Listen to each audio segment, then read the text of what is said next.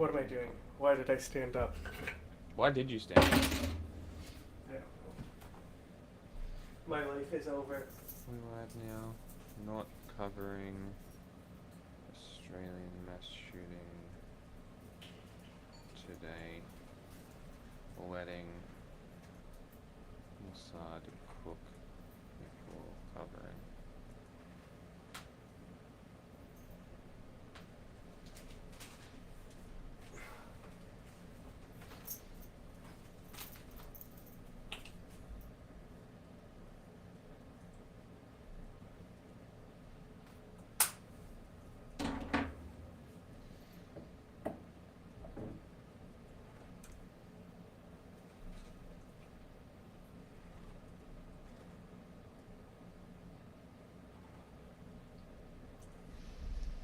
Great. Done.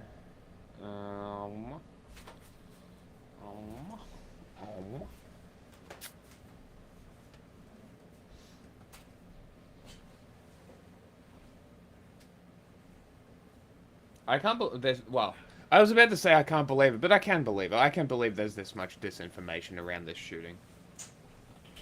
And I've basically just been using the Hey! fifth gen We're not going to talk about it today. No, I know. I'm just like Stop. I'm basically Nope. just using Stop. the fifth gen account to be Stop. like stop Stop lying about it. Stop. Stop lying.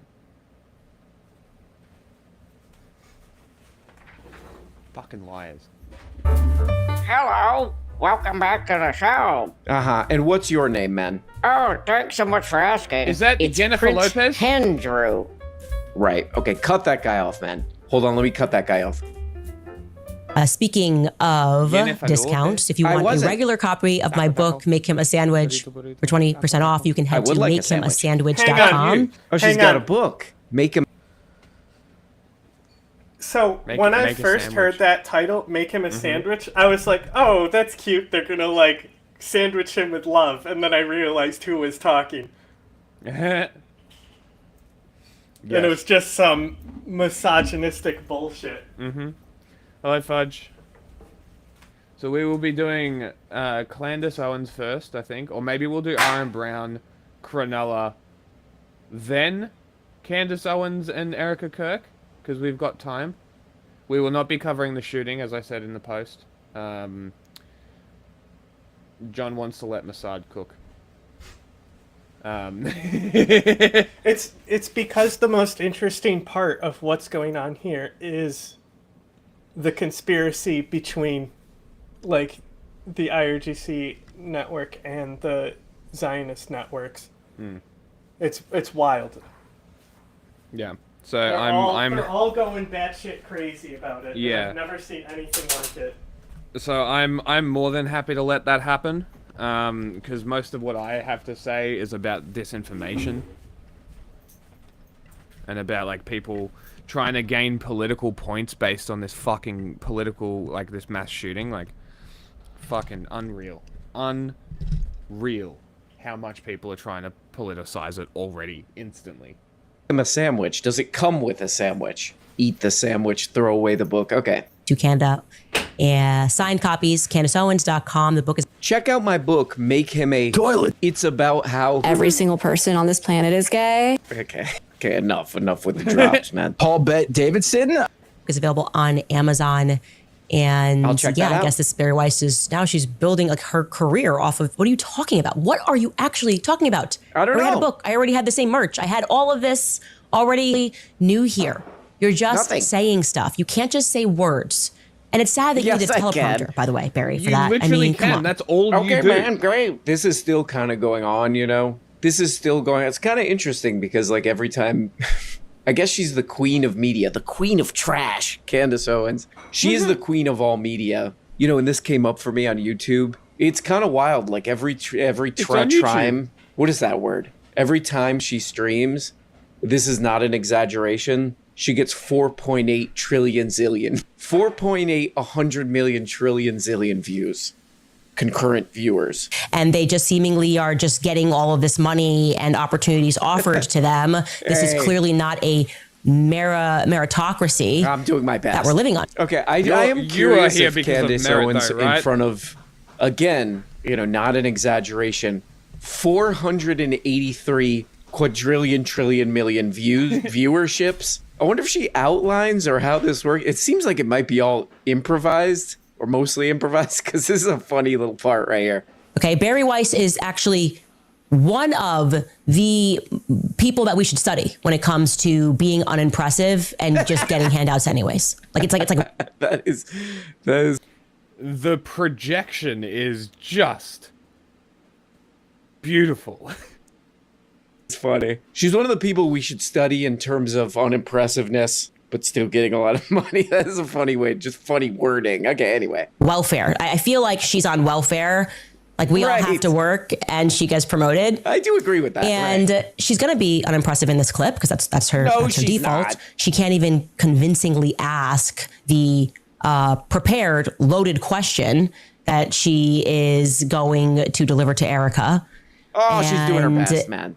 This question, like I said, has likely, by the way, been reviewed and marked up by lawyers, but she still is not even convincing, despite having it ahead of time in this delivery. Take a listen.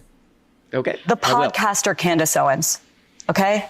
At one time, a friend of Charlie's, at one time, an employee of Turning Point. She has been one of the main peddlers of these conspiracies, and she is making a huge amount of money on it. She is building her business off of these lies. I'm going to haunt you. What do you want to say to her and the other people that are putting these lies out into the world right now? Stop. Yeah, shut the hell up. That's it. Tell her to shut the hell up. That's all I have to say. Okay. Stop. Oh, okay, great, man. There we go. The Queen of Trash. 4.8. 300 grillion views. Candace Owens. I do want to check our... What am I Hang trying on, to can say you go there? to... I do want to check out Can you her go to book. RM Brown's channel itself? Sorry, I'm not exactly prepared for stream because I had something catastrophic happen Okay, that I was what? dealing with. So, like... Catastrophic is a big word to use. So, my toilet downstairs, like, sometimes you have to jiggle the handle or it keeps running. Like, you have to hear the plunger engage in it, And it so the follows. weight's down. Right? And, so, like, I clogged it with paper, right? And then, like, I was like, I gotta get to work. I'll deal with this later. But it kept running and because the weight in the plunger didn't hit. And then I heard the water hitting the floor.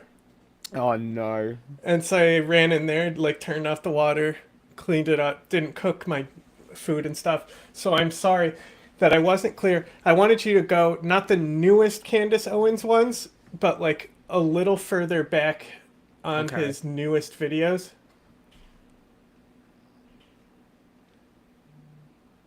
The Charlie The file? Harley Files, yes.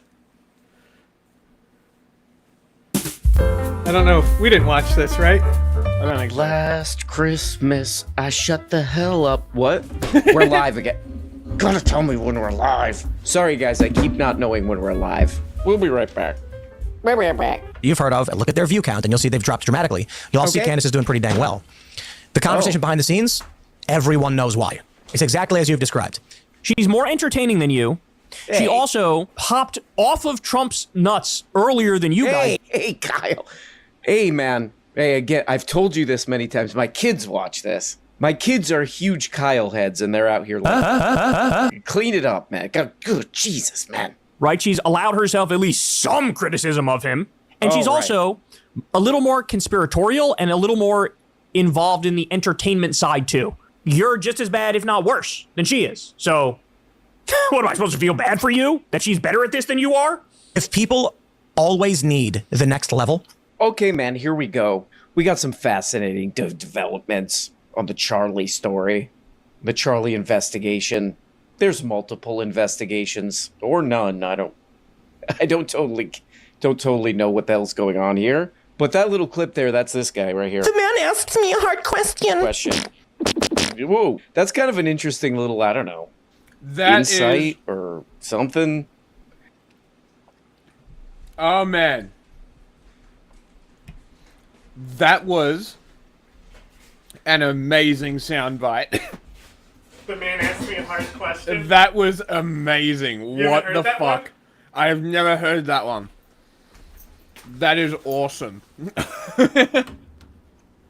Where he's like, hey, look, nobody's watching this crap, and I mean, our it's views licorice. are all going down, and somebody's kind of sweeping them all up. And that's true. I have been watching this happen over the past couple, I don't know, months. And one of the big view sweepers who these people are competing against is... I'm gonna haunt you. I'm gonna haunt you. It means these people are perverts. Jeez. Man, harsh words right there. But that's kind of funny. He's basically like, yeah, we're losing our audience. That's kind of what they want. Whatever Candy's doing over there, that's what they want. Okay. In a viral post on X, Yeah. Candace Owens says she is convinced she has received information Imagine that she saying believes X. proves Turning Point USA has betrayed I don't Charlie have a Kirk. mood I'm gonna for haunt you. clowning Mean right now. Betrayed. Well, I'm gonna she's haunt implied you. that there's multinational organizations involved in the assassination. There's It means these people Israelis, are the French, perverts. Foreign Legion. This is funny because this just came up on Tim Castello the other night. I think it's No, it's actually not. around 7th grade, and then I was like, I double checked because we pulled up the data. Oh, thank and God, man. it actually ranges from between 5th to 8th grade. So it's like 6th, 7th grade reading level. And 6, 7. Is that you? That's your I don't reading think Candace level. is Okay. stupid. I think she's actually super intelligent. I think she's a genius. And thank what I you. mean by that is not that she's a good person, but I believe that she is extremely aware. She is quick to learn and gonna understand haunt you. what she's doing. That's Yeah. why I think what she's doing is amoral, is wrong. It's immoral. Whoa, take it back. You can't say Because that. the way She's she the just queen, man. phrased all of that Bend to the knee, man. imply Okay, so yeah, man, this lady's got everybody. be All the back. scammy content creators, she's got them shaking, man. They're shook. They're out here like I'm such a pathetic, scared piece of garbage. garbage. It does look like that, and now even some of them like that. What's this stupid guy's name? He do like this. And for Canada smelling people. Even stupid guys like that are coming out, and they're just like, we're losing our views. We're losing our views. But her views are good. What could possibly be happening? I've also noticed this watching all this terrible crap, that if like these people, these content people, perverts, if they say something negative or critical about Candy, oh man, those comments do like this. Hold on, like those comments come out like. I'm gonna haunt you. I'm gonna haunt It's a you. shame. So Where are just they? like a bit social media wise, I'll fucking this is almost like roast the some of the Candace Owens stuff you fan. see in like the corporate world. Is she's doing like just a hostile takeover? Why do we continually get gropers? Where the fuck are the Candace Owens supporters? Put Candace Owens in the tags. I think that'd be a good idea. I want to roast some Candace Owens fans. She's just doing a hostile takeover of this kind of content. She's like, everybody's in on it. And just every viewer of this kind of content is going over to her and defending her. A retired partner in the Richards, Lawton, Layton, and Finger law firm. Now, I already know what you're going to say. Hey, Candace, not. is You that have no idea. the law firm that's filing the paperwork for you? And the answer to that is yes. And I did not know that, no, until literally yesterday. Because the tone, man. Richards didn't sound to me like DuPont, so I had not put 2 and 2 together. As I was doing this episode talking about the DuPont family, I hadn't realized that the people that are filing paperwork for me, Right. or rather the founder of that firm, the founding partner of that firm, who's since retired, is DuPont. Put It's the tags DuPont in the chat. Okay, man, how many views on this? She streamed this 3 I'm doing hours it. ago. Already. I'm doing it already. Okay. I was just about Yeah, to don't do worry it. about the tags. I'll do it. I'm gonna stab myself with my knife. Go. 740,000 views. Whoa! Whoa! So it's kind of a long... What was the second highest thing we got impressions for? Gay.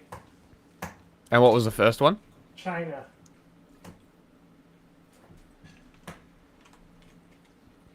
Hilarious. and intricate video here. Some of it she kind of crosses paths. Ooh, I'm a smart guy there. She crosses paths with some kind of interesting stuff. Like she starts talking about the DuPont family. And there's like a bunch of crap on YouTube about that. If the, by the time I upload this video, there's like, 2 million views on this Candy video. If just a portion of them go and like look into the DuPont family, okay, that's good, How exactly this connects to her personally is, so look, it's not the strongest case or connection, That's the sense of dread that I have about what's happened in this country. Good and they God. are Bolsheviks, and they believe murder is their right. They hate Christians. They believe in infiltration. And we should What else? fast. We should pray. We should hope that Charlie's God bless you. vision. Okay, man, this is the lady who's just being mean, man. She's being mean and she's taking away all the views. She's taking all the views away from innocent men, like this guy. I'm such a pathetic, scared piece of garbage. Piece of garbage. You know, and this guy. Booty hole waxed down. She's taking away all the views from these innocent men, man. And, you know, I watched a bunch of her videos today, looking through, you know. And it seems like there's basically two main, what would we call these, points? Or maybe theories. There's two main theories that she's on the case of right now. One of them is that what can I, hold on, wait a second, let me think about this. What can I say on YouTube? The incident, the Charlie incident. How about that? There's a deeper story there. There's more to that story. She's presented evidence, I guess you could say, on the show. Nothing that's incredibly compelling to me yet. You know, what do I know? I don't know. And I'll be honest here, I don't particularly care. Ooh, that's interesting. So that's one. And then the other point is that the French government is after her. Or French-related figures are after her. They're plotting against her. Why was that offer on the table? I have so many questions, and I'm going to ask them publicly. And I think that we demand answers. We should all be demanding answers, because this is now starting to feel very, very dark. Whoa. It's too French, right? It's just too French. We just can't all be hanging out in Delaware. That's a drop, man. It's too French, right? It's just too French. Hey, Candace, what are you eating there? What is that? A quiche Laurent? How's that? How does that taste? It's just too French. French. Okay, why'd you order it then? This is kind of interesting because I have been, you know, kind of making fun of, you know, giving her a hard time. I've been doing a little bit of this. I'm having a hard time. To Candace for years and years, you know. So I've been following her. I read one of her books. And, you know, I've talked about this on this channel. There's an interesting arc where she got really into this book, Chaos. I like that book, Chaos. There's a documentary about it by Errol Morris that's actually pretty good. Chaos. I do have one problem with the Chaos, though, which is... It's just too French. And basically the Chaos story premise is this guy's like an entertainment writer, and he starts investigating the Manson... Dude, what am I... What else can I not say on YouTube? The Manson situation. In the 60s, okay? And he kind of gets into like a CIA operation, you know, kind of like mind control operation and all this stuff involving Charles Manson and so on, etc. It's a good book. Go read it. But here's the interesting thing. The story does involve the writer a lot. He's like, this thing is really ruining my life. I'm on a pursuit of the truth. It's ruining my life. Everyone's coming after me. And Candace Owens got really I mean, it was like every episode she was mentioning this book. I'm not saying, you know, I don't know. I'm not saying this is the truth, but it's kind of interesting. She gets so into this book about a guy who his whole life gets ruined on this pursuit of the truth, you know, looking into this conspiracy involving the CIA and all this crap. And it's a... Do you know what the RAIR Foundation is? No. No? Kind of suddenly, after she got really into that book, suddenly kind of mirrors what she's doing here a little bit. You know, it's like, I don't know. Oh, it's kind of interesting. That's what great artists do. If that's true, and you're an artist out there, that's what you do. Find something you like and borrow, steal. But if you go read, you know, I've read interviews with that guy, the Chaos guy, Tom O'Neill, where he's pretty clear. He's like, yeah, a lot of this, you know, covert conspiratorial stuff, you know, most of that stuff. I found out what it is.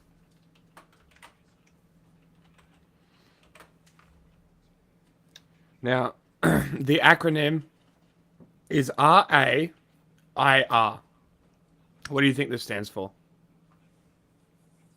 It's got something to do with I'd have radical to see Islam. I have to see it written out. I'm working on other things right now. Okay. Can't use I'll my just- brain. Okay, I'll just read this here. Originally founded as the Resistance Against Islamic Radicals.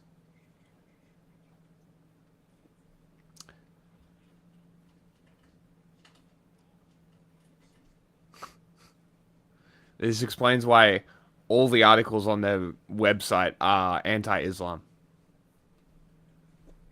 Is like, you know, infiltrating groups, you know, like civil rights groups or anti-war groups, or, you know, stuff that's kind of a threat to the, you know, I don't know, powerful. You know, like if you look at like the MLK story, the FBI hated MLK and all this kind of stuff. Candace is doing things a little bit different because it's like the two main parts of this conspiracy that's all connected is her accusing the French president's wife of being transgender, and she says she's not. And Charlie was like, I don't know, behind the scenes or something, like a truth teller who had to be stopped from his truth telling. So it's definitely like her version of this that's a little different than what we've seen through history. It's very crafted in her image, let's just say. Insinuation now is that Turning Point USA, Charlie, but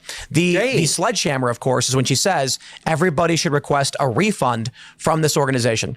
Now, obviously, y'all know that the idea that you would try to destroy them and get everybody to pull their donations using the insinuation they murdered Charlie Kirk is evil. It's evil. Okay. Oh my God. My whole thing with that this, because I get asked about, what do you think about what Candace did? Or what's Who's this bearded boy I got no right problem with people. Who's this little beardo right here? Oh man, this is kind of interesting, you know. This is very interesting. Not like the stuff these people are saying because it's all stupid crap, you know? But it's interesting as like a little social media turf war, territory war, you know? Because this guy right here. The man asks me a hard question. You know, he's like, she's lying, man. You know, he's like, this lady, she's going after this Turning Point USA stuff. It's dishonest. That's sick. She's being misleading. That's sick. And she's ruining a thing. You know, that's sick. But it's like, you know, I've watched this guy's channel for years and years now, and he's just constantly making stuff up, lying all the time. Neon Demon? Yes, we did watch Neon Demon. Okay. I'm pretty sure we did. It's all about. I probably talked about lighting a lot throughout the movie. I probably continually said stuff about how it's lit and how it's some of the best lighting around. Hold on. Yes, I recognize this girl. Yes, we definitely watched this. Okay. The blonde girl, I recognize her. Yes, we definitely watched this. I couldn't tell you what the movie's about. It's about she's a model. Ah, yes. No, we definitely did watch this. Yes. So I also found out that they renamed themselves from Resistance Against Islamic Radicals to Rise something Ignite Reclaim or something. So definitely fashy. Talking about reclaiming the Republic. Like, fuck off.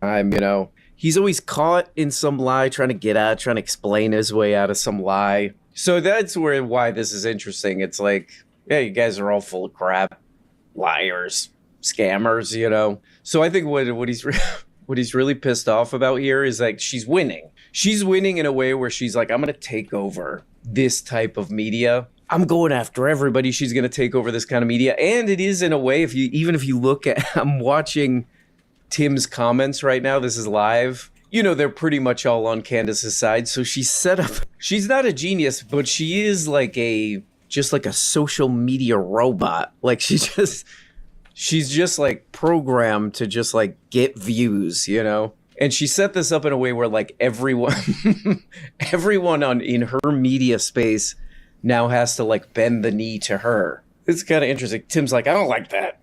And they're like, shut up, Tim. And then his audience is, his views are going down. unsubscribe, you know? The same kind of thing happened to this guy, too. Booty hole waxed you down. I'm out in Miami, ho. Hey. I don't know. A Fortune is saying that she makes around $10 million a year. And I'd estimate more than that. So that's to say you don't think she's just ignorant. Whoa, I'm going to ask her to borrow some of that. Candace lets me borrow some of that money, and then she goes, I'm going to haunt you. You know, with the interest. Okay, cut out what I was just saying. So that's to say you don't think she's just ignorant. You think she's acting with malice for financial. I like this guy's suited up. He's got a suit on for the podcast. Dress for the podcast you want, not the one that you're on. Okay. Gain and social media clicks. Malice in the legal sense. Right. I think that she is fully cognizant of what she's doing. And I do not say it lightly that I think she's a genius. Right? You know, it reminds me of that Harry Potter line where Snape says, you know, Dumbledore's a great wizard and Bellatrix is all mad. He's like, he is a great wizard. And only very deep. Don't do the voice, man. Digging very deep on these cultural references. It's funny. Tim Pool tries to act like this. Huh? What did you say? Movie. Oh yeah. I'm figuring out what I want to replace the winner from last time. Okay. I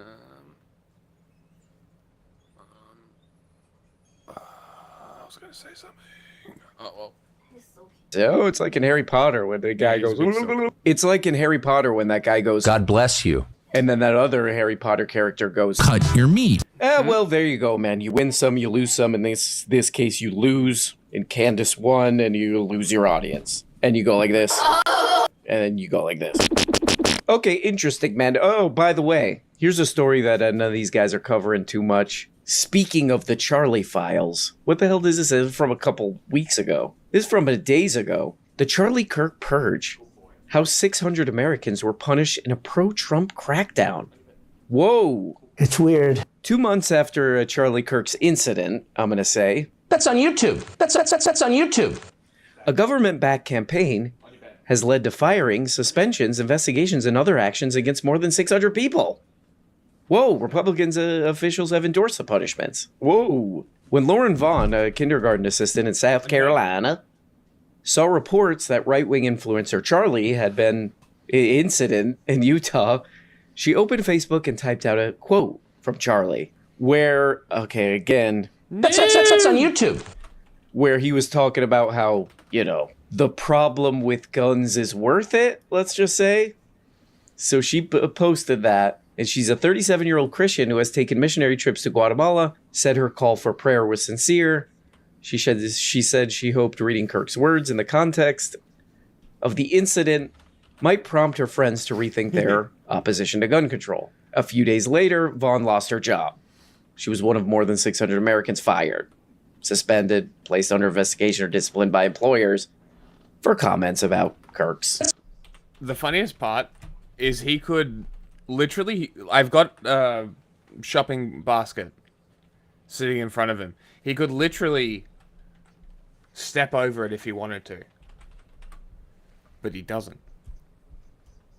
Because he's a silly dog. Hey, you big silly dog. He'll woof. He'll get frustrated. That's on YouTube. Incident. What the hell else? What is all this say right here? Oh, it goes on. Americans sometimes lose their job after speaking out in heated political moments. Hey, but what? That's free speech, man. 22 academics were dismissed in 2022. In 2024, more than 160 people were fired in connection with their pro-Palestinian advocacy, according to Palestine Legal, an organization that protects civil rights of American supporters of Palestinian cause. Yeah, so not too much about this. You know, it's like, I'll just speak the truth no matter what happens. People should be able to tell the truth. Not talking too much about this, where you actually have real hard evidence. And not a word about this. Interesting. Interesting, man. The FBI under Patel is described as, quote, rudderless ship and all f***ed up. Patel is described by the multiple sources as inexperienced. Hold on. Now I got to do this. Hey, kids. Hold on. I got to talk to my kids. I know you guys love watching Breaking Points, but you got to go in the other room because she just said, f*** it up. Oh, now I said it. Stop listening to everything. Oh, they're crying. One source saying he has neither the breadth of experience nor the bearing an FBI director should be successful. Another self-professed Trump supporter said Patel is not good, maybe insecure, lacks the requisite experience, and a measured self-confidence to be the FBI director. Some of the heavy criticism stems from Patel's behavior in Salt Lake City after the Charlie Kirk assassination. He was accused of giving premature public remarks that jeopardized the investigation, taking credit for the work of other agencies, yelling and swearing at the agent in charge. Both he and Bongino were criticized for arrogance and an unfortunate obsession with social media. One source said he needed to stop talking. They were doing selfies, man. They were at that Charlie Kirk crime scene. They were doing selfies, bro. They were out there doing one of these.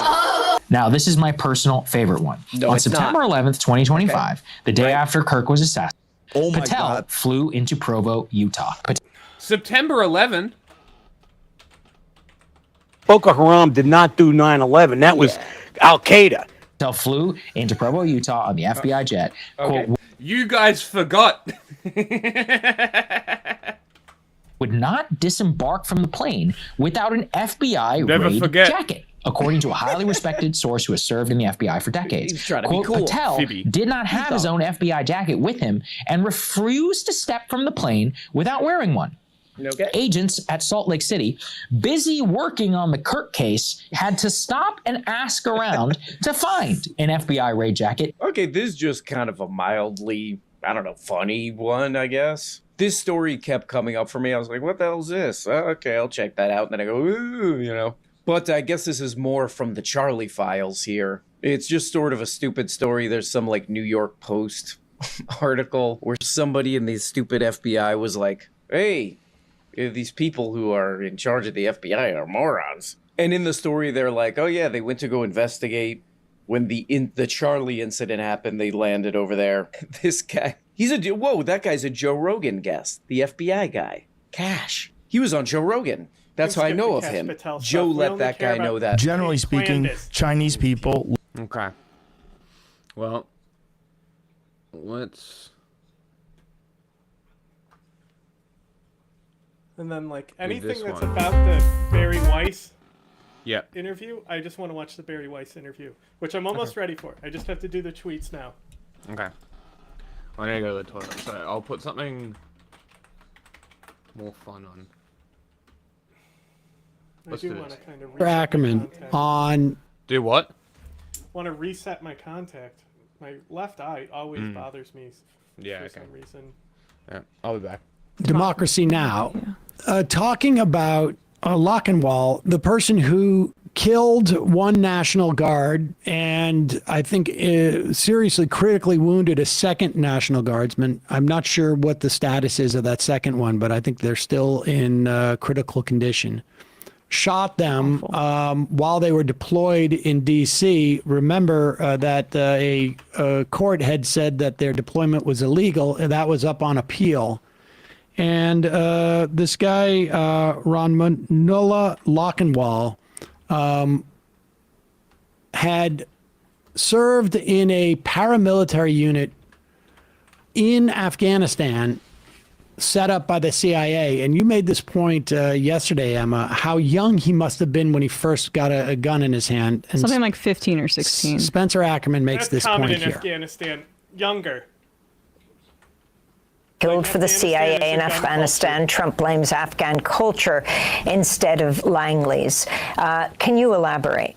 Yes, your guests have spoken very eloquently about the betrayal and the dishonor that the collective guilt of Afghan refugees ascribed by the Trump administration for this horrific murder is having. What we're focusing on less is that the person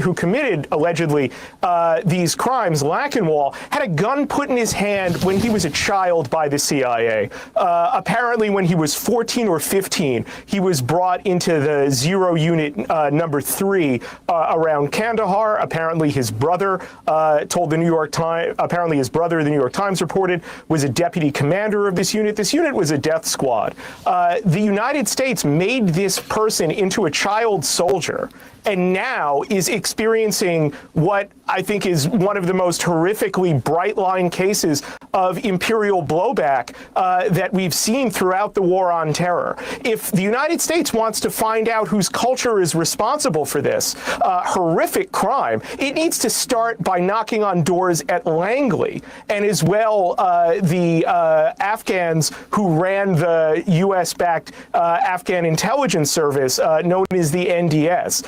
It was this culture of violence, of impunity, of murder for political reasons that had a specific role, we'll find out more at trial, of shaping Lachenwall and his circumstances. To blame the Afghans who came here as refugees, desperate, overwhelmingly, as your guest said, who worked with the United States, who served the U.S. war effort, is perverse, and it is ultimately a cover for allowing the U.S. to...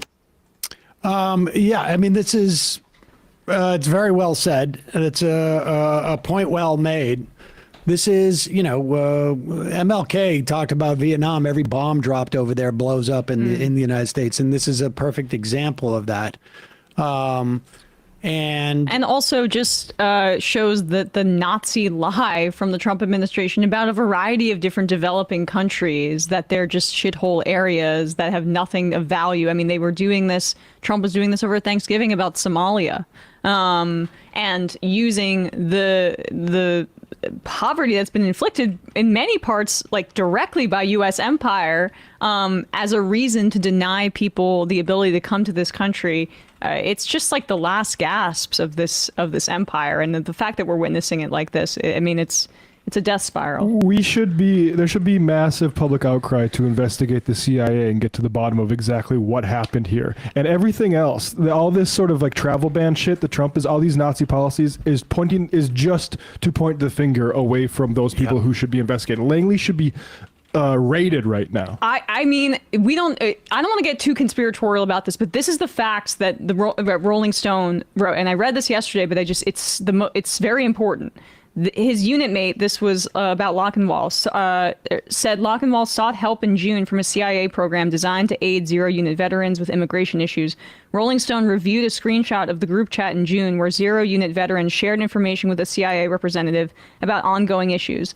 Lachenwall posted messages asking for help. His last post went unanswered and was deleted by the chat's administrator. Rolling Stone called the CIA representative in the text chat who claimed it was a wrong number. A request for comment from the CIA was not returned. So either, and I think it's definitely more likely this, but just want to point out, like, you know, I don't know what's going on over there at the CIA, but if they had any idea that this guy was going to attack National Guardsmen and he was an Afghan refugee and they thought that that would be helpful to them, I mean, I don't really know. I'm not trying to say that that's the case, but it should be investigated. It should be investigated. The fact that they had these messages showing that he was in distress and it went unanswered is very likely, I would say, probably just racism and incompetence by the CIA, and speaks to how we treat the people, these kids that we put in these death squads and then abandon once they're no longer convenient or helpful to us. But there's also just like, why was that message unanswered and how much was known? Hey, folks, don't forget to hit the subscribe button and check out our daily show. We do it every day at 12 p.m. Eastern for about 2.5 hours. We even take phone calls. You should check that out. 20 years ago, Australia changed forever. The day at the beach will never be the same again. The 11th of December 2005, a dark day in our history. Racial tension boils into all-out violence in Cronulla. A showdown on Cronulla Beach. What began as a territorial battle is now becoming a race war. More than 100 arrested, over 280 charges laid. Alcohol and misinformation fueling violence. A bunch of hooligans and thugs. Like a locust plaid, really. A drunken mob motivated by racism. A revolt against multiculturalism. We don't need these Lebanese. Whoever wants to take it away from us! This is our land. Get the hell out. From the bashing of 4 young lifesavers. I don't feel safe to let my children down on that beach again. To the race riots that made headlines across the globe. First, we go to racial riots down under. Police in Australia have arrested at least 12 people after racial rioting broke out on a beach in Sydney. Okay, there's a little preview. But we're not doing this right now.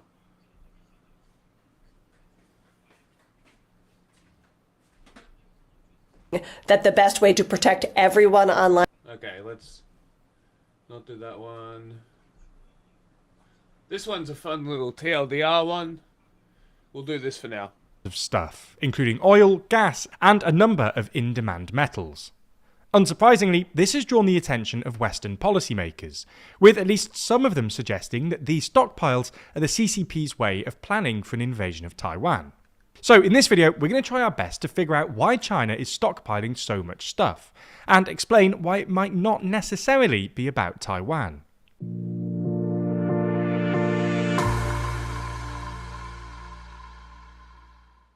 The next issue of our magazine, Too Long, is coming out soon, with this issue focusing on realignment in the Middle East, discussing how recent events fundamentally reshape the region. Pre-order your copy or subscribe by clicking the link in the description.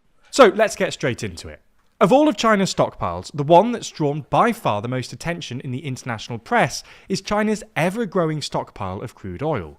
Now, for national security reasons, China doesn't actually publish data on its stockpiles, for crude or any other commodity.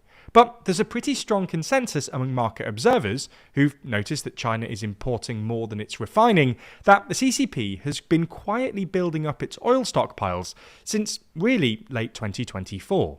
According to most estimates, China now has something like 1.3 billion barrels of crude oil in reserve, enough to last the Chinese economy roughly 3 months with zero further imports.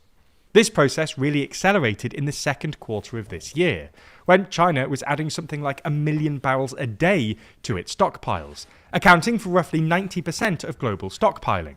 And at least some analysts think that stockpile-related demand from China has single-handedly kept global oil prices above the $60 a barrel mark. But it's not just oil. China has also been stockpiling a number of other commodities, including natural gas and certain metals. Again, no one knows exact figures, but a Bloomberg report from earlier this year, citing unnamed officials, claimed that the CCP had decided to build up fresh cobalt, copper, nickel and lithium stockpiles, and a recent Economist article claimed that, since the beginning of 2024, China had built up copper, zinc and nickel stockpiles sufficient to cover 20, 50 and 108% of annual demand, respectively. Unsurprisingly, this has provoked some anxiety amongst more hawkish commentators in the US, who point to China's stockpiling as evidence the CCP are preparing to invade Taiwan. To be fair, stockpiles are what you'd expect ahead of an invasion, given such an event would probably provoke a furious international backlash, and massively disrupt China's trade with the rest of the world. Stockpiling would obviously help China cope with any post-invasion disruption, and insulate the CCP against efforts to leverage China's trade dependencies. In this context, it's worth mentioning that China is more dependent on certain imports than you might think. China still imports many of its raw manufacturing inputs, including about 90% of its iron and a similar fraction of its copper. China also imports a lot of food. The country only became a net food importer in 2004, i.e. it imported more food than it exported, but by 2021 it had become the world's largest food importer, surpassing the US. Perhaps most significantly though, China imports a lot of its energy. Despite recent efforts to develop a domestic oil industry, China, which is the world's largest crude oil importer and the second largest crude oil consumer after the US, still imports something like 70% of its crude oil, with most of this coming via maritime trade routes into Bad South civ China. placement. This dependence on energy imports has been a long-standing anxiety for Chinese policymakers. This was my problem in the last Civ game I played, is I had no fucking coal. So I literally couldn't power my shit until I got my my oil, which was very frustrating. And then by the time that I unlocked that, I was pretty much able to build like solar arrays and wind farms. And then I got my biosphere that I'm always scared to decommission my power plants. Just in case it gives me, I can't power shit enough because it takes up so much of the land that you need for like solar and wind power. It's very interesting. Even though the biosphere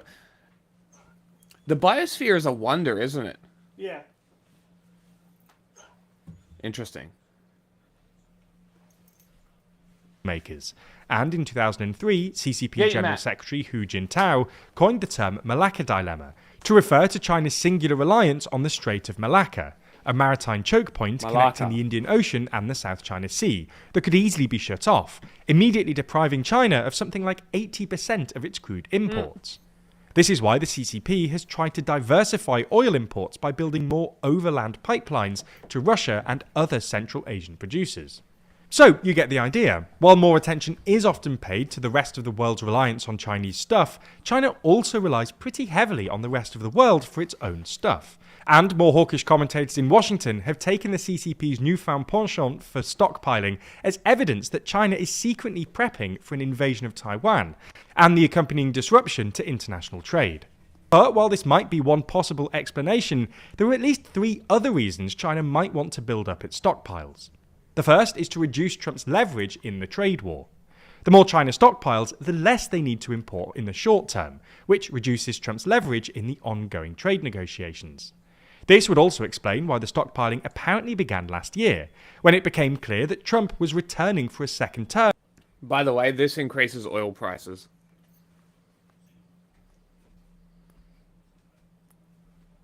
So, like, the more that these countries stockpile oil, the more expensive fuel gets.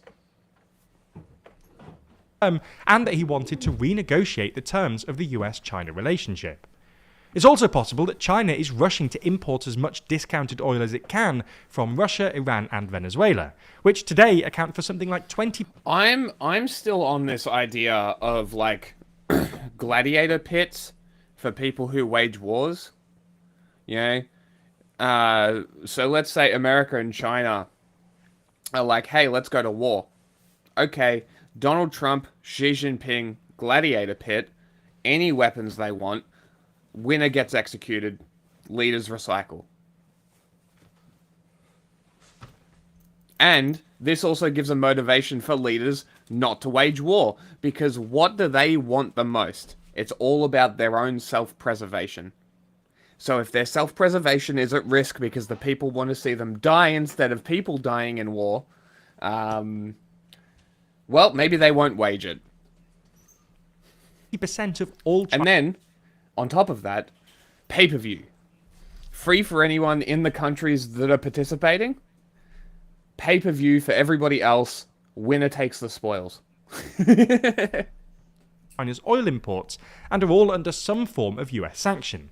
Before the US either tightens sanctions, as has happened recently with Russia, or invades, as might happen with Venezuela. The second reason is reserve diversification. Every country has foreign exchange reserves to provide a buffer against economic crises.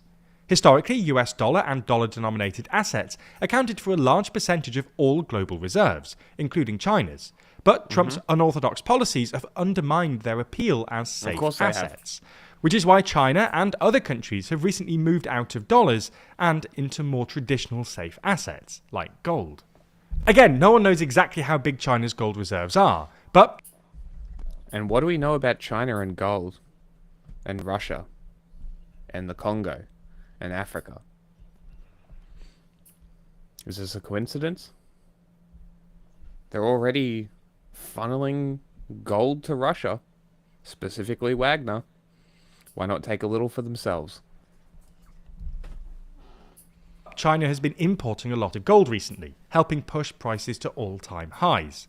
China's oil stockpiling could be another form of reserve diversification, helping China bolster its reserves with a commodity that it can easily sell or consume in times of crisis.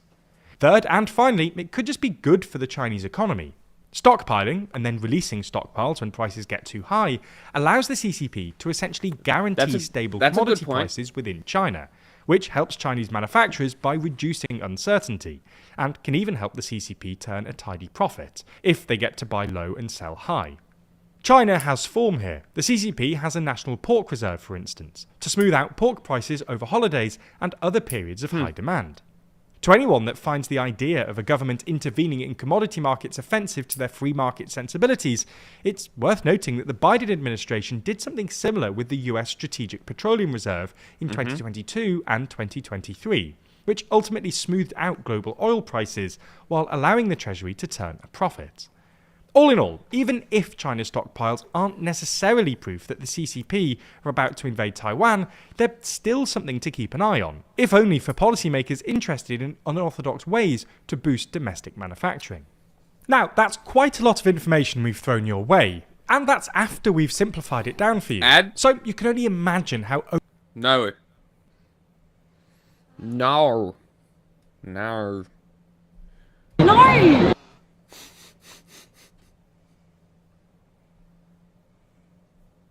Breaking news out of Utah Valley University. There's an emergency response there, flooded by law enforcement. The conservative activist Charlie Kirk has died after being shot Get during on an your event. mat. On your mat. The latest Now. horrible example of what appears to be a rising tide of political violence. In the past year, we've seen assassinations and assassination attempts against a Republican presidential candidate, Democratic legislators, and a conservative activist. One moment, Charlie was doing what he loved. That's a different question. Arguing and debating on campus. Fighting for the You're gospel. thinking way too simple about this. You got to go deeper. Truth. In front of a big crowd, and then he blinked. This is fucking weird. And saw his savior in paradise. The way they're doing this package. In paradise? Bro, what Was is he Muslim? with the vibe on this package? Like, why? Hey, are they look at that running bolt this behind like him. this? That's a very sus-looking bolt behind him. Oh boy. How has nobody spoken about this yet? I pointed this out, like, when he got shot. How is nobody talking about this? Continually trying to say Huh? the package. It's fucking weird. It is weird. Like I turned around and I realized this was fucking the Barry Weiss interview, and this is precursor to set up the fucking interview they're doing with Erica Kirk. It's fucking weird.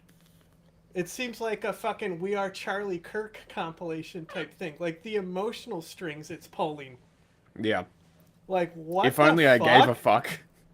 It's just weird. Like they don't fucking put that amount of emotion into like other tragedy. No, they don't. It's really almost like it's political. Bizarre. I'm just gonna leave this on screen for a little bit.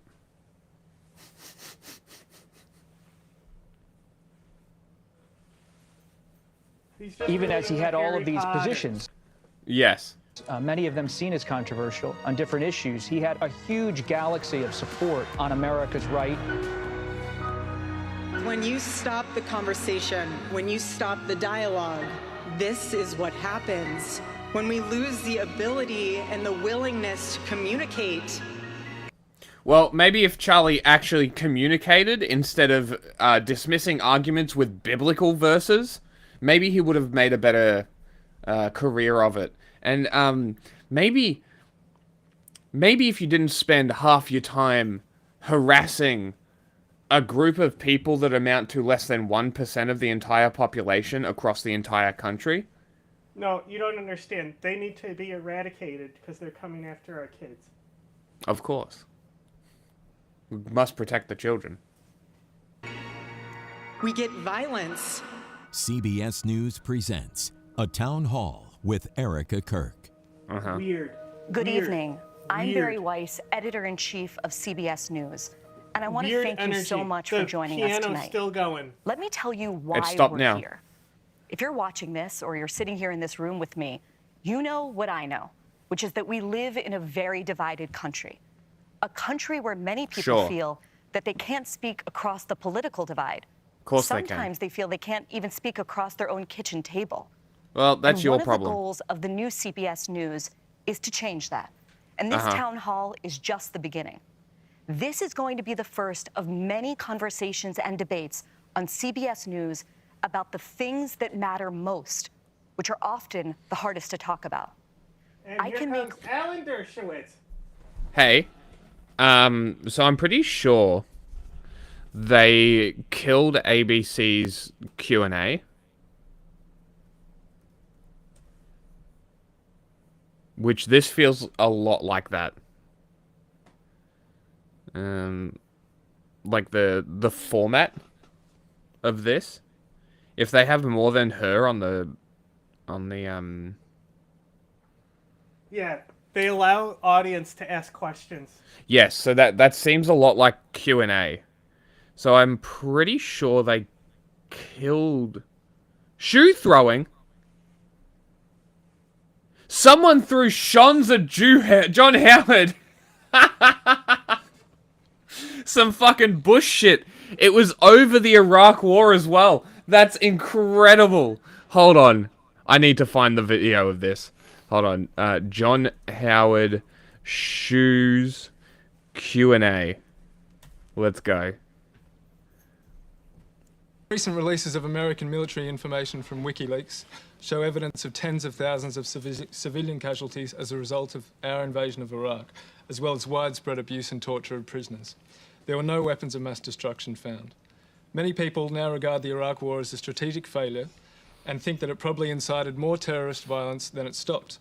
How should you be held accountable for Australian participation in the war of Iraq? War on Iraq. You just said a moment ago that you defend our participation and you leading our country into a war that most Australians opposed. How do you defend it? Well, I accept responsibility. You accept responsibility? I accept responsibility. Would you go to the International Criminal Court and accept responsibility? Well, all right. Let's calm down. I think we need to... let's calm down, he says. Just remain calm.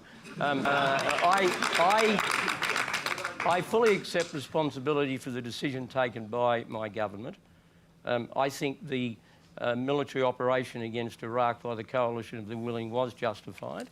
I think it was justified on a number of grounds, including the properly entertained belief at the time about weapons of mass destruction. The properly, well, I mean, it's all very well for people to. We're not going to call out for the audience. Is that okay? It's all very well to sneer, but if you have evidence, material presented to you, indicating that those weapons do exist, and you ignore that, and then subsequently they are used against you, then you have every right to be condemned for all time as having neglected the interests of the country. I thought it was justified. Yes. I think so. The thing about Q&A is you can send in live tweets for questions, but also you can live tweet responses to people asking questions, and sometimes you'll get it mentioned.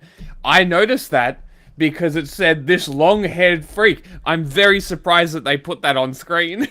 There were errors made after the military operation ended. I think there were too few troops, and I think that a mistake was made in disbanding the Iraqi army. But I will continue to defend, as I extensively do in my book, the original decision on the basis on which it was taken. Okay, you're watching... sorry about that, we're going to move on. We're watching Q&A with the... That's Q&A special with the former Prime Minister, John Howard. Wear the shoes. Oh, no. Hey, there it is. Someone please remove that gentleman. No. Woo! Someone please remove that gentleman. Amazing.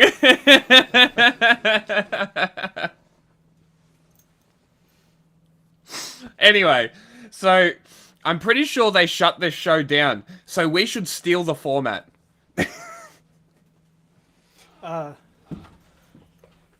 Finally got my teeth brushed. Finally. An hour into work. Perfect that I did a little side tangent here, though. Anyway, that was fucking funny. I didn't know that happened. But that's very funny that they continually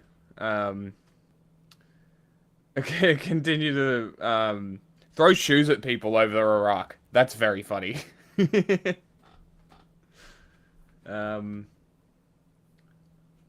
Timeline? History.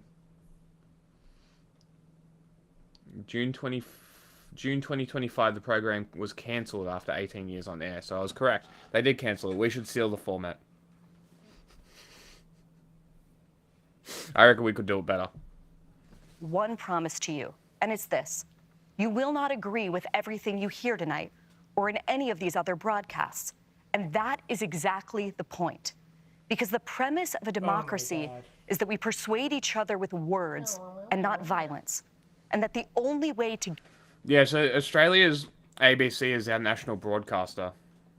Which is crazy that America's ABC isn't their national broadcaster. The American Broadcasting Company. I'm very surprised. Is that what it is? ABC USA.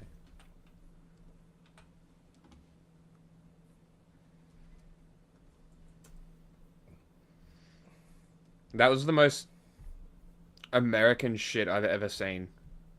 Is typing in ABC USA came up with American Baptist churches. Fucking America moment.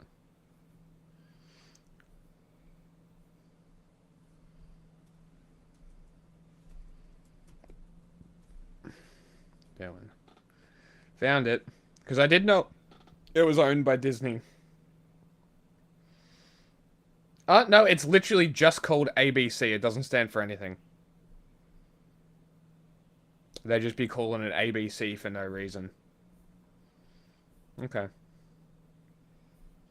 That's cool. History. NBC Blue Network, a radio network spun off from NBC. As ordered by the FCC in 1942, the reason for the order was to expand competition in radio broadcasting. ABC exists because of antitrust. That's crazy. Insane. get to the truth is by talking to one another. And that brings me right to tonight's guests, Erica Kirk. 3 months ago, Erica Kirk's husband, Charlie, was assassinated on a college campus in Utah. To some, Charlie Kirk was controversial. To others, he was so heroic. Bashful? What is indisputable is that he transformed the American right in the 21st century. Cringe. He did it through an organization called Turning Point USA, He did which it he by founded being when he was only total 18 fucking years dick. old. In the wake of Charlie's murder, Erica has now picked up his mantle.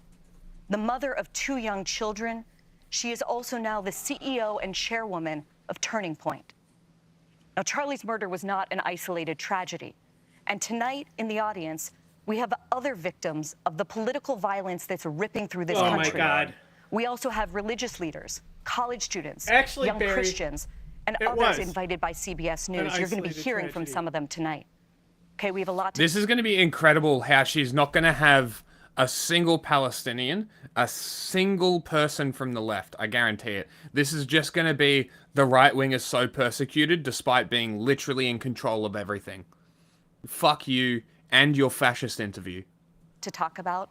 So Erica, let's get started. Thank you so much for joining me. Thank you for having me. I was very grateful when you had reached out because it was an opportunity to be able to have a conversation that Charlie always enjoyed, being able to have dialogue on both sides so that people could really hear everything that's going on. I appreciate it. Thank you so much for making the time. There's so many subjects I want to cover. I want to begin with the hours and days after your husband was murdered. Yes. You got up in his podcast studio where he broadcasted from for many hours every day. Yeah. And you said this. Yeah. You said, you have no Can we idea get what you have levels just on her? unleashed. Did somebody check her What do you levels mean by before that? this? Let me give you a little background. Hello? Erica, you're doing an interview. get You home. need to talk. The team goes to dinner. I'm You laying hear in the my fucking daughter's bed. fuzz on her And microphone? I can't sleep. It took me months to even walk into my bedroom. Yeah, a little bit.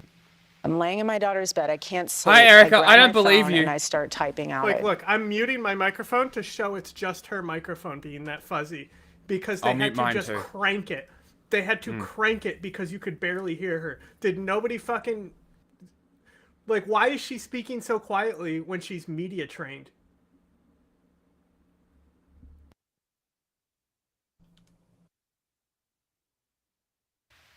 And those are my words. That morning, the team reached out to me and said, they think they got the guy. You should probably say thank you to the authorities and just make a statement. I said, okay. I wasn't afraid.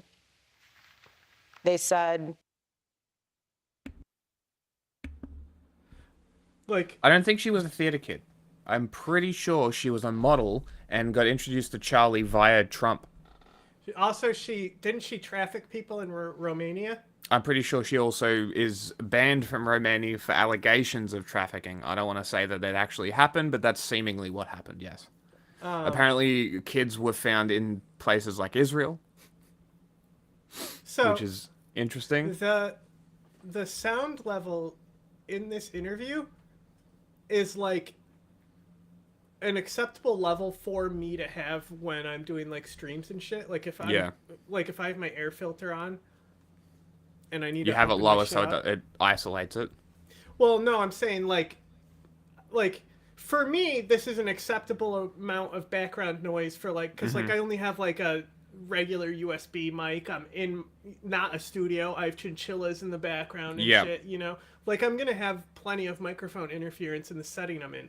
But this is like a professional, like this is like the highest level of corporate news with that kind of fucking microphone fuzz. Like, I understand this is, like, probably, like, an auditorium or something and not, like, a TV studio as well. But, like, Jesus Christ. That's, like, crazy unacceptable quality standards. It really is. For CBS... Barry Weiss really fallen off with CBS quality standards already. And this is her, like, debut that she's trying to be like, we're changing the news. Changing it. For the better. let's go to the office and let's discuss.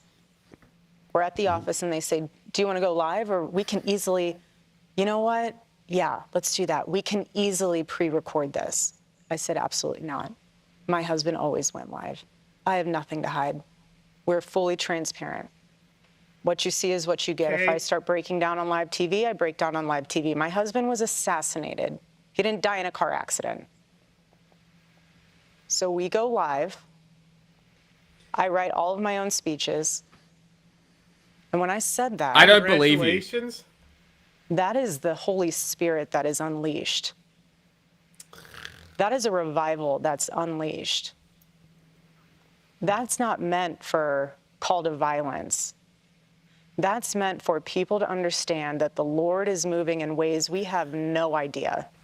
And God is going to use something so tragic to wake people up to realize that our life is short. He only lived 31 years.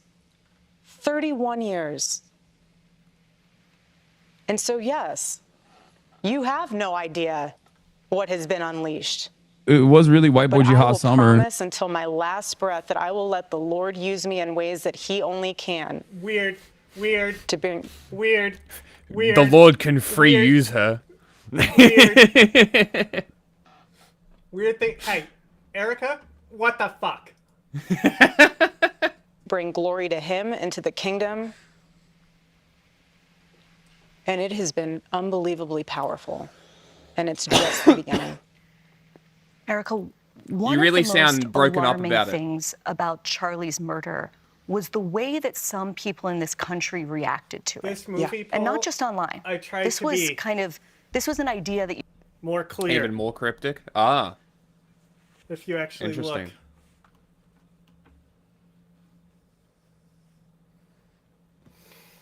You encountered a lot. And the idea was this.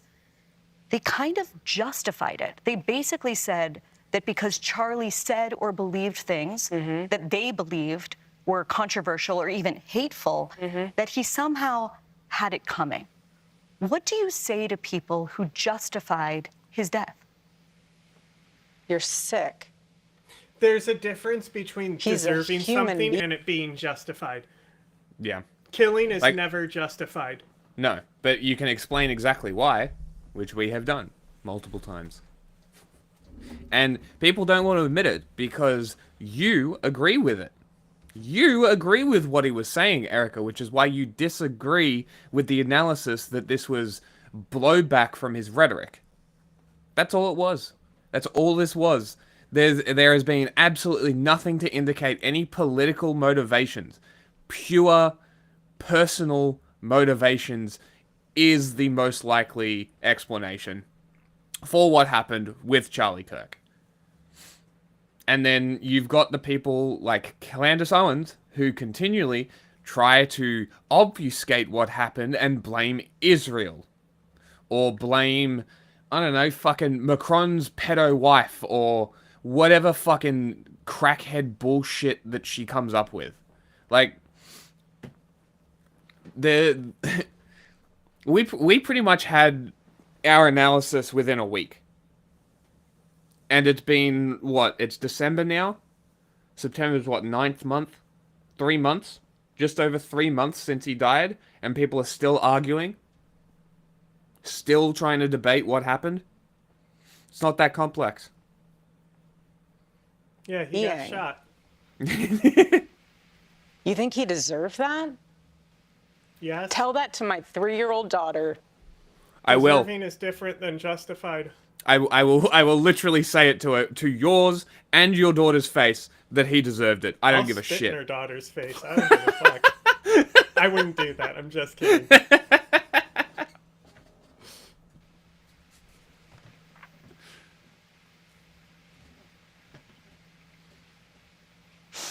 That's it. Let it flow. There you go. Bring them on. There you go. Use that training. I don't see tears. Where are the tears?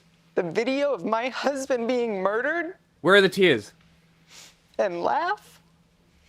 And say he deserves it? Tears of unfathomable sadness. Something very sick in your soul, and I pray that God saves you. I pray. Because that is what is so wrong. The internet in this world has dehumanized us. My husband did something. Hi, Erica. Your husband did nothing but dehumanize other people. Sorry if I don't give a fuck. Very simple. Actually, you know what? I'm not sorry. I just don't give a fuck. People. You're going to be murdered for talking to people. He didn't go after people. He went after your ideas. He literally went after transgender people. All of them, actually. But whatever. And if you what think does that? okay What does that matter? to murder someone because you think they had it coming for them because they took the time to have people come to the front of the line if they didn't agree with you, and you think it's okay because you don't like what they say or how they say it, that they should be murdered, and you're enjoying it and you're rejoicing in that? Yes! Oh, let me taste your tears, Scott. Oh, careful, YouTube will get us.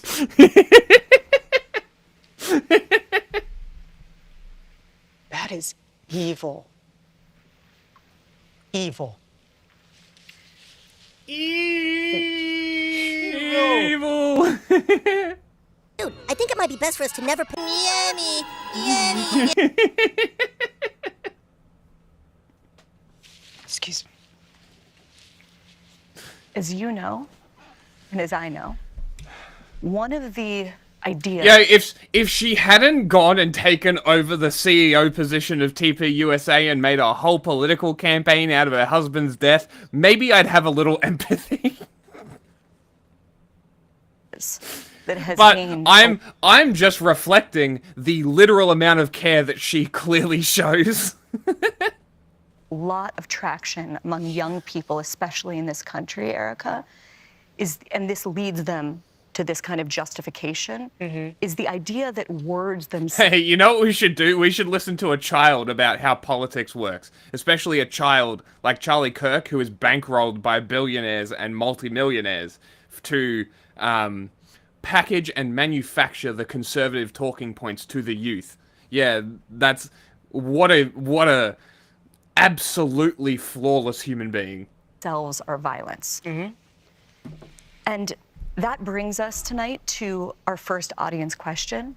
It comes from Angel Eduardo. Angel is a senior writer and editor for the civil libertarian group, the Foundation for Individual Rights and Expression, or FIRE. And he writes passionately about issues of free speech. Angel. Thank you, Perry. Excuse me. Hi, Erica. My condolences. A recent survey that we took after Charlie's assassination found that 90% of undergraduates believe to some extent that words can be violence. Another fire survey that we took earlier also found that 1/3 of surveyed students believe that using violence to stop disfavored speech can be acceptable, at least in rare cases. What's your response to those numbers? What did the And farmer what would you say say to when he those lost students in his particular? tractor? What? Where's my tractor? Wow. Where's my car, dude?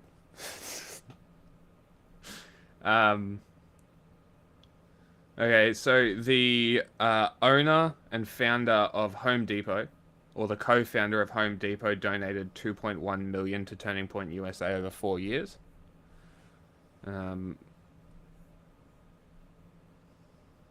Bradley Impact Fund.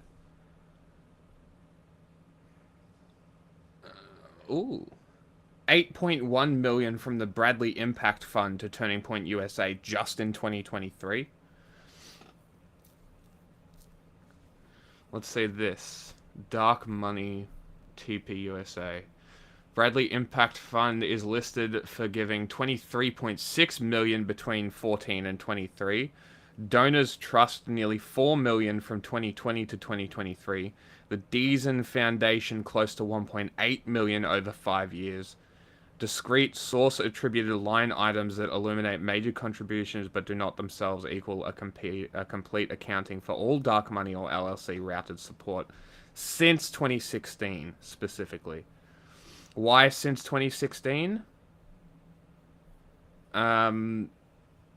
None of the provided terms publish a consolidated total labeled Dark Money and LLC contributions to TPUSA since 2016.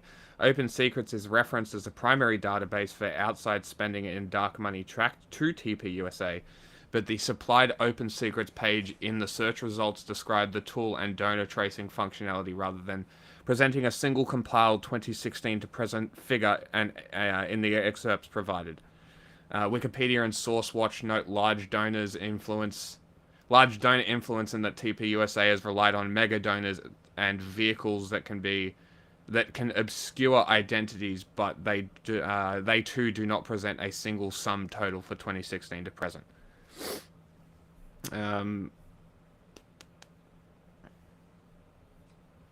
Turning Point USA, or Turning Point Action, is the political arm and has been subject to complaints and scrutiny for donor disclosure practices. Watchdogs like CREW have accused it of leaving the public in the dark, and litigation and regulatory shifts since 2016 altered what must be reported, further complicating retrospective accounting.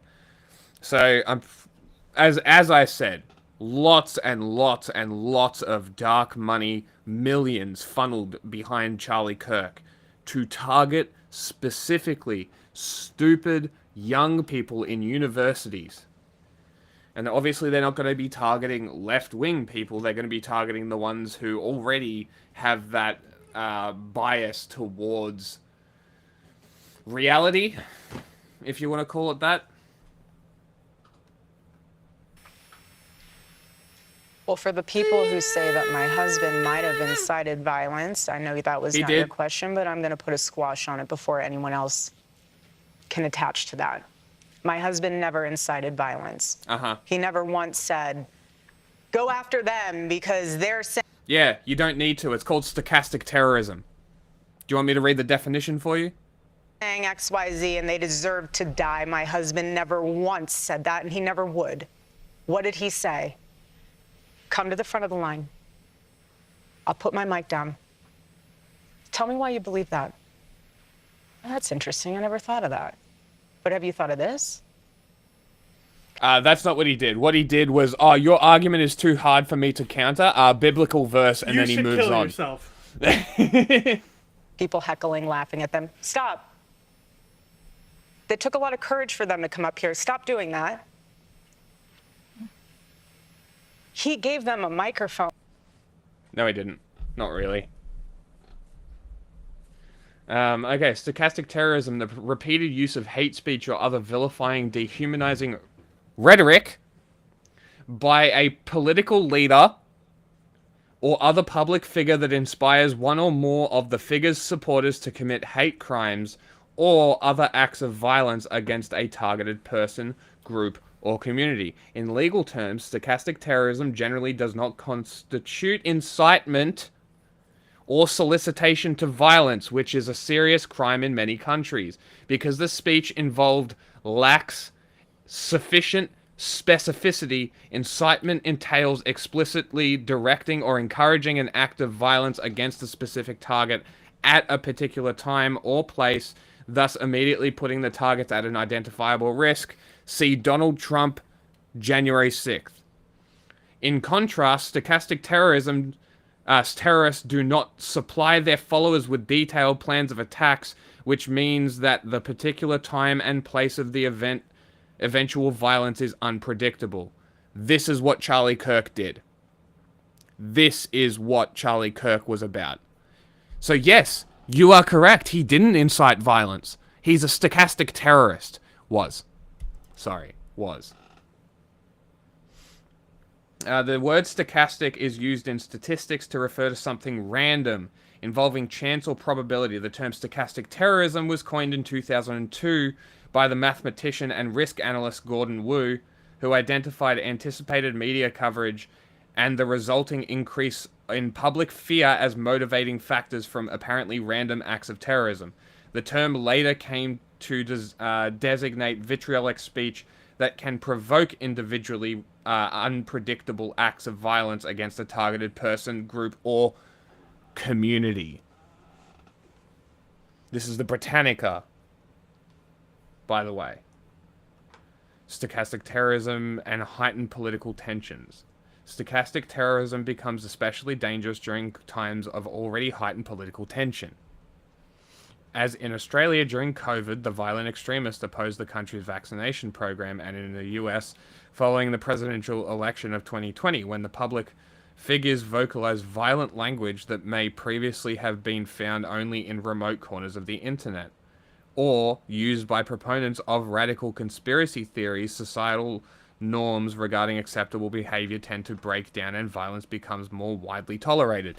As I have continually said, Charlie Kirk, along with people like Tim Pool, constantly and persistently feed this environment that is political environment that is conducive to violence. And then they cry about it when the violence is reflected back on the stochastic terrorists themselves. This is why they're fascists, because they're like, oh, well, we didn't do anything, we're big victims. That's a 101 for fascism. Like, stochastic terrorism and fascism, I'm going to say, goes hand in hand. Like, it really, just thinking about it now, because obviously it's retrospective, applying it retrospectively is out of my purview. But, like, I mean, the Nazis are probably more explicit. Maybe Italy was a bit more stochastic in its nature. Maybe Japan. I'd have to look into that. I'd have to do a bit of looking to see if that was the case, see what their rhetoric was actually like. Because I know that the Nazis did a lot of, like, direct propaganda. You know, we've seen, like, the parasite propaganda posters and shit like that. It was more direct incitement, direct sort of thing like that. So I wonder maybe it's more a rhetorical use before they claim power. But it would be quite a useful tool for someone in power as well. Would you say Donald Trump is using stochastic terrorism? Sometimes. It's an interesting question. Because I don't really see anybody bringing up stochastic terrorism as a thing. Like, nobody really, I haven't seen anyway. The people don't really talk about it as a concept. They don't really talk about it as a potentiality. It's very interesting. Oh.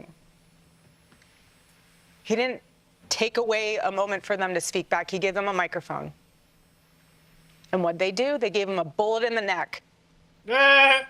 Totally different. Should have protected your But neck. you have secular revolutionaries that want to come out and say, you can't say that, and I'm going to stop you from saying it. I'm going to...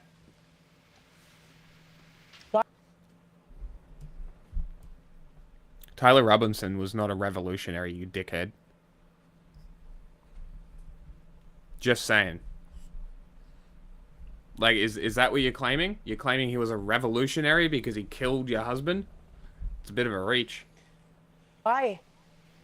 You don't have a conversation. Something as simple as a conversation. And this is what is so fascinating to me. My husband Charlie Kirk knew never had that something as conversations. simple as having a conversation could change the world. It wasn't a conversation. So simple.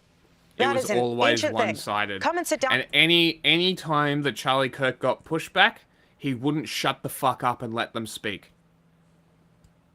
He would speak over them. Do you want me to bring up the blonde girl that destroyed his entire world at Oxford? While wearing an American flag shirt, which is hilariously ironic. And have coffee with me. Why do you believe what you believe? 80s and 90s, they were doing this in Congress, then going to have a Subway afterwards. Why don't we do that anymore? Instead, it's violence. Usually one-sided. I'm not going to go there. You're right, it is normally one-sided. I'm going to bring up the graph. I'm going to bring it up. Look, it's in my history. I can go straight there.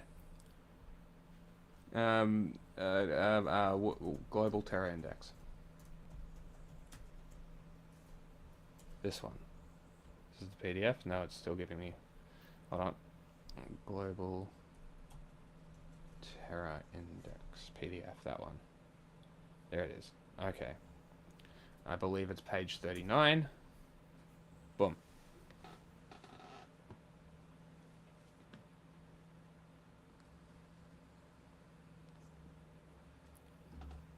I'm just going to leave that on screen for a second. Spoken about this enough, I don't need to explain it. So yes, it is one-sided, Erica, you're correct. But you see, this was gun violence, not political terrorism. But you know what's so interesting about my husband's book? The last book he will ever write. Uh-huh. It could have been about politics. It could have been about football. It could have been about anything. Uh-huh. He was multidimensional. Sure he was. It literally says, stop in the name of God. Stop. Stop the violence. Stop the hate. Have a conversation. Stop. Hilariously ironic. Hilariously ironic. And what he knew in that book was not just so much stop that, take a minute to get off of your phone and realize that we are all human, operating on this broken planet, all sinful. You're right, we are all human. Unless you're transgender, then you can go fuck yourself. Or like any of Charlie's bigoted hatred towards whichever group it is. Whether it's black people or transgender people. But no, we should just stop and have a conversation. You know, that's what Charlie Kirk really stood for. Stopping and having a conversation. You know, like the conversations where he, whenever something he doesn't like comes up, he uses the Bible as cope. Because that's what people who are practiced in debate do, is not address the question and instead reject it with biblical quotes. In any other setting, you'd be laughed out of the room. Like, if you went to an academic setting for a debate and you brought up the fucking Bible, you would be laughed at. It's like the girl who cited the Bible in her essay and failed and cried about it. Yeah, not a source. It's a fucking storybook.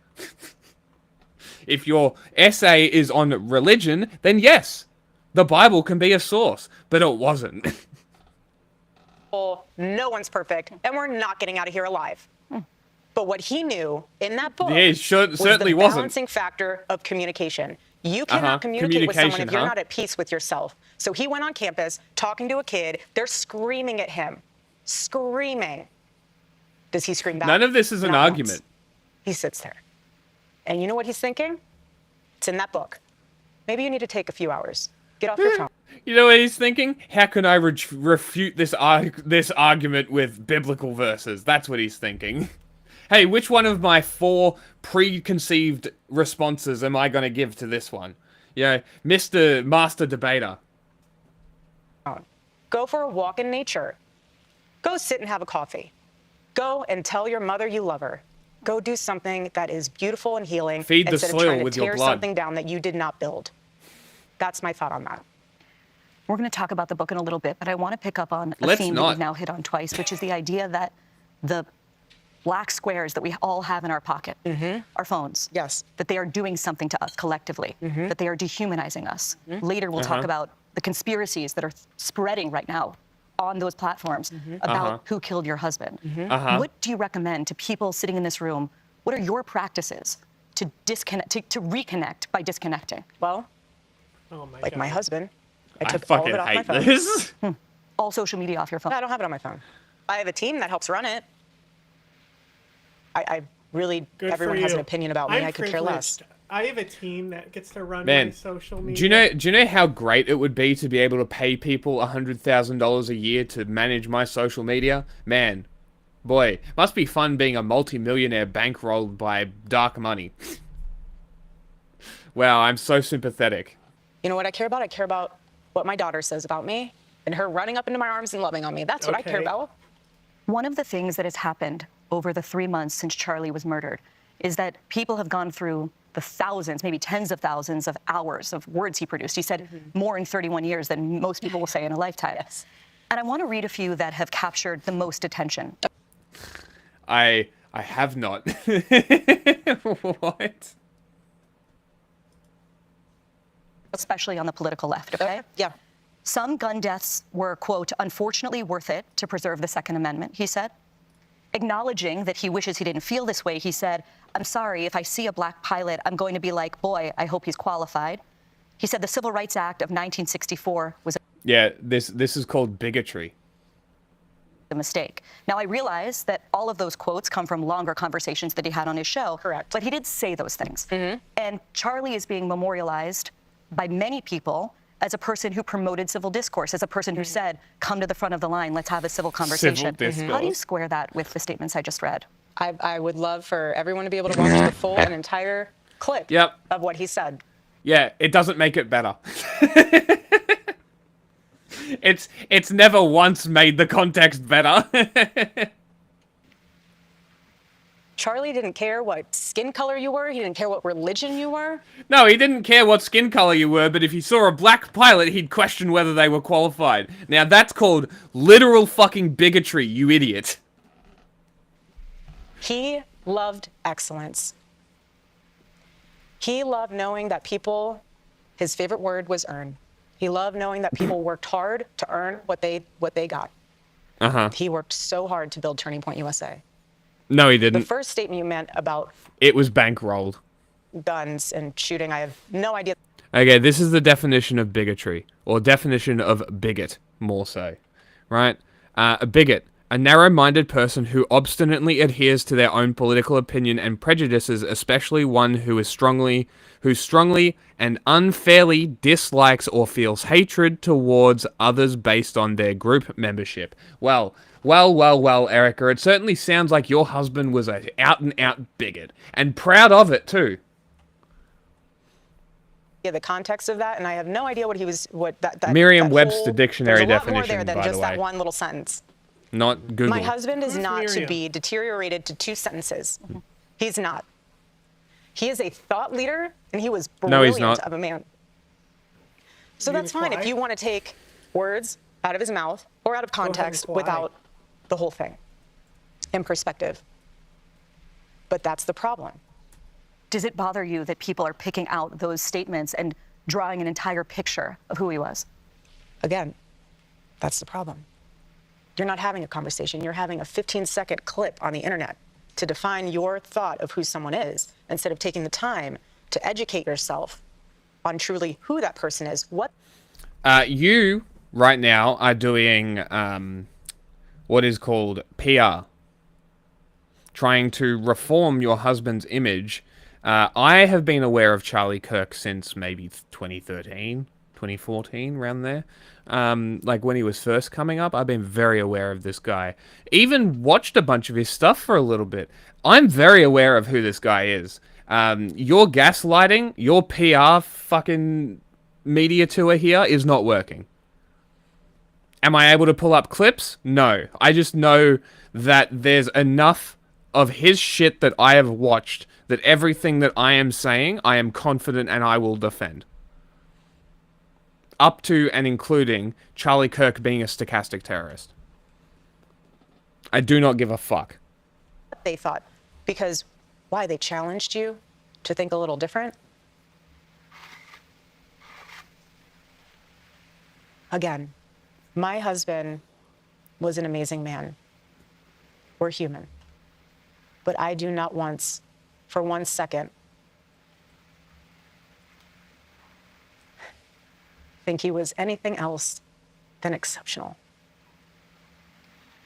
Erica, Okay. as you know, the last person that Charlie ever spoke to was a Utah Valley student named Hunter Kozak. He was asking Charlie a question that day when he was shot, and he's here tonight, and he wants to ask you a question. Nice! Hi there. Erica, I want to tell you how much I appreciate your calls for peace and unity, and I'm likewise Yo, it was fucking wild watching your husband get fucking wasted.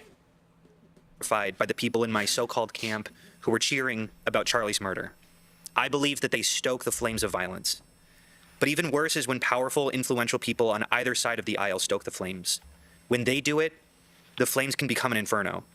And this leads me to Donald Trump, the most powerful and influential person on earth, who has more responsibility than anyone else to put the flames out. Just last month, President Trump called on 6 Democratic lawmakers to be tried for sedition, which he clarified was punishable by death. He then reposted a simple message: hang them. I think that you've been making strides to bring peace to our country, and that Turning Point has been asking Democrats to decry the individuals who cheer for violence. I have and will continue to decry them.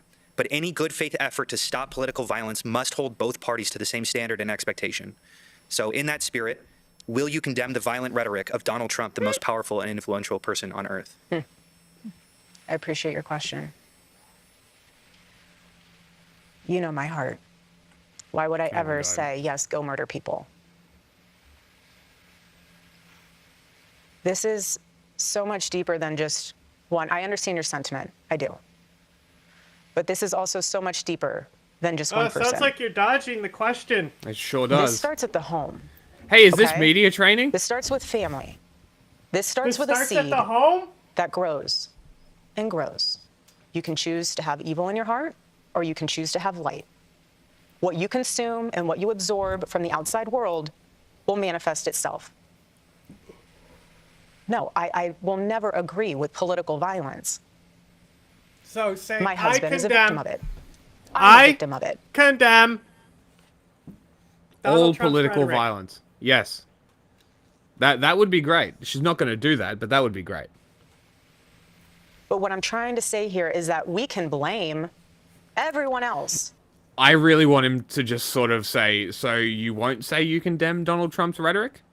Okay. And then walk away? Hello, is We this have to new look person? in the mirror when you become a father, when you become a mother. How are you raising your kids? Are you taking responsibility? recognize or this are you giving them a username. device and saying, go down that rabbit hole? Hello. I'm trying to go to Pilates class.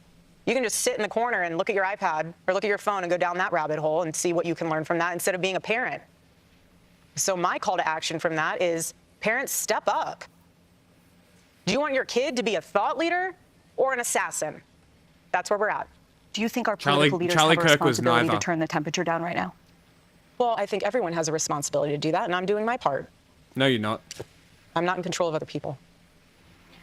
Okay. Ahead, a father whose daughter was murdered in cold blood because of who she was. He's here. Also, political violence. Okay. Weird. Pretty weird. That's an interesting little tidbit there. Interesting. Almost never interesting. I've almost always.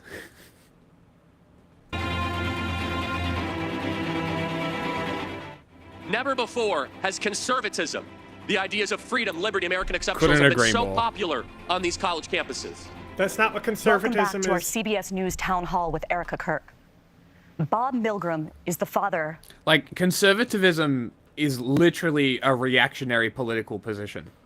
It's not about. Can we go back to hear how he just defined what Sarah Mil- conservatism have been was so real quick? popular.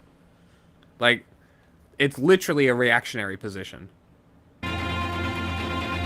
Tell me if anything he says describes conservatism. Never before has conservatism, the ideas of freedom, liberty, American exceptionalism, been so popular on One these of them. college campuses.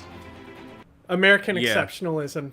Yes, that is a conservative position, but yes, no, those are not conservative at all. Welcome back to our CBS Barry News Weiss town is hall such a with Erica Kirk. Sir, are you Australian? Bob Milgram is the father of Sarah Milgram. Sarah was fatally shot last May outside the Capitol Jewish Museum in Washington, D.C., alongside Yaron Lashinsky, her boyfriend. Sarah was just 26 years old when she What was does this killed. have to do with Charlie Bob, Kirk? thank you so much for being here. Thank you, Barry. Hello, Erica. Just as our family could not anticipate the pain we've been going through following the murder of our daughter, Sarah. They're people set up to make you feel sympathetic for her. That's what's happening. They're just lobbing easy questions for her now. There is no way I can understand the pain that you and your children are going through as a result of Charlie's tragic death. Our daughter I was like killed trains. because of anti-Semitism, hate against Jews, and hate against the Jewish homeland, Israel. Why We is know this about the in growth this of interview? anti-Semitism on the left, Barry, including what here are in New you York City. doing? Like, come on, Barry. Are we for real? You couldn't just do one fucking thing without doing this kind of shit?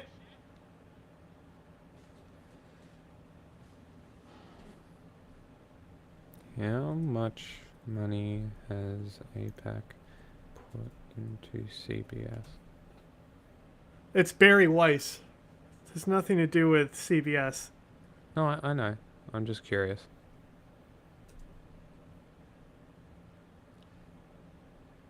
Has not directly put money into CBS. Okay.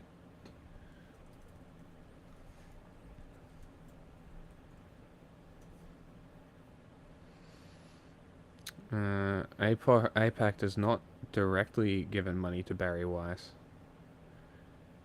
because she's not a political candidate. That makes sense. I was just curious. I was just wondering whether they actually did anything outside of politics, like bankrolling media figures. But clearly it's just political.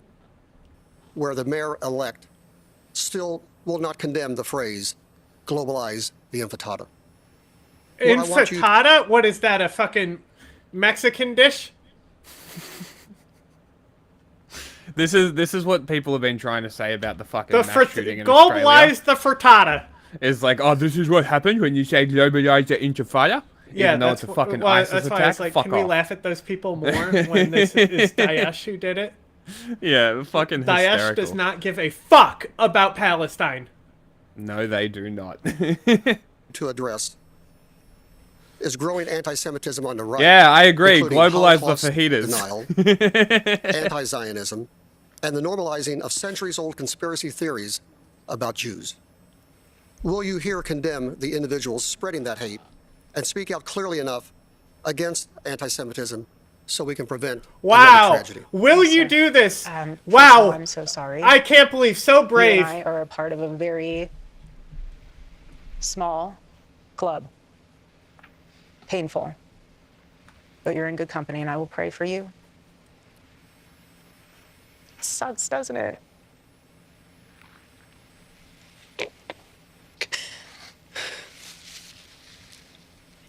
Hate Oh is my hate. god.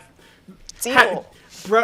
Like, Charlie she and I have always been rocking very- rings on her finger like she's from Balochistan. Are we for real Mm-hmm. right now? Girl, do you need that many gaudy-ass rings on your fucking hand and the gold bracelet? Like, Jesus fucking Christ. I love that they still have the little modest Protestant cross, too. Hers is a little too Clear on big. our stand. Little, little distasteful. Need a nice little Kaylee McEnany cross there, Erica. You're overdoing it. Jesus fucking Christ. Go back and look at her fingers, bro. Tell me she doesn't look like a fucking... Well, Bloch don't have, like, access to gold like that, but you know what I mean. Hello? Yes. Guess what Anthony Albanese is doing? I don't care.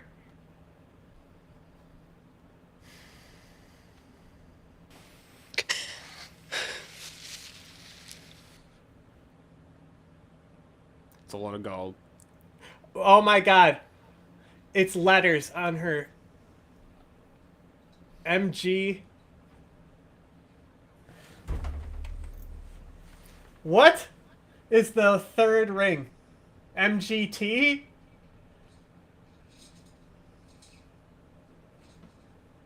What are Maybe their the kids' third one names? is a blank letter? It's hard to tell. MG. Dude, how many bracelets does she have on? For fuck's sake, bro. 4 or 5?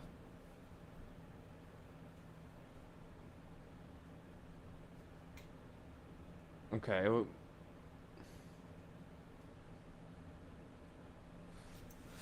okay. Well, they have 2 kids, and I'm assuming that they're the first name of the kids. And then the third one is just a gold ring? for no reason. Oh, the third one's probably a C for Charlie. Maybe. Stressed, frustrated, because this. Like, unfucking real. Every fucking time, like...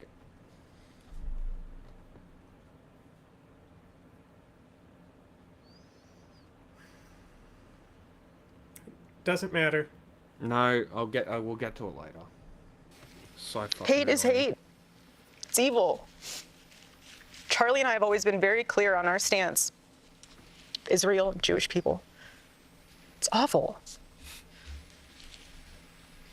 Awful. Anti-Semitism is... What healing factor comes out of hating Jewish people? What healing factor comes out of hating Christians? What healing factor comes out... What are they, Wolverine? Hate in general. Nothing. Nothing. Charlie always would say very clearly, Jew hate was brain rot. He would always say it. Uh-huh. We've been to Israel twice together. And to be able to walk in the place where our Lord walked and see the Bible come to life in Technicolor, how could you hate that place? How could you hate the Jewish people? Why? This Because is so you need to weird. fulfill a conspiracy theory? I'm wrapped in... People say I'm a part of conspiracy theories all the time. It's sick. And it needs to stop. We are human. No one is perfect. Honey, it's because no of the Christian genocide. is perfect. No Jew is perfect. No Muslim is perfect. We are Nobody's broken, perfect. sinful humans That's what in they need said of about a Lord Hitler, and you know? Savior. Kills all these people. And that's Well, why it is so nobody's important to give your perfect. life to the Lord. Because once you do that and you fully surrender to the Lord, you have no room in your heart for Lord. hate. Lord. And so, sir, I am so sorry what am happened Lord. to your daughter. Yeah.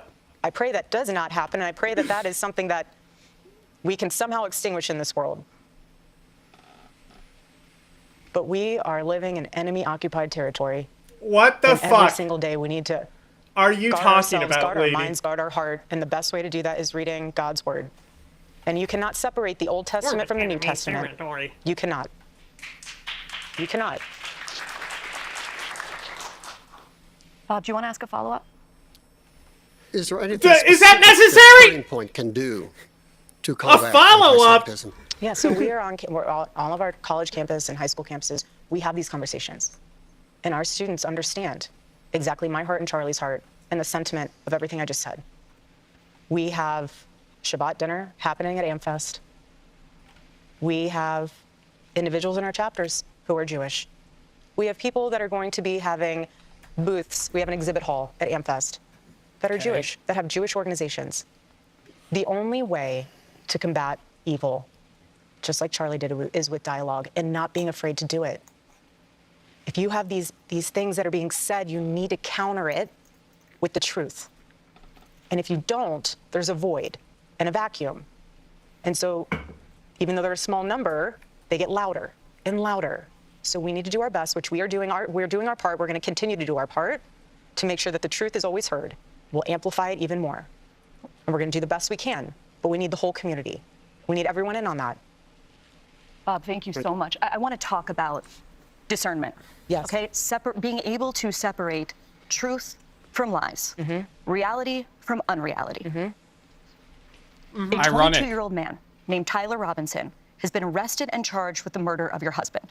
And yet there are a huge number of conspiracy theories, you might call them brain rot, that are spreading right now online about the actual story behind the reality.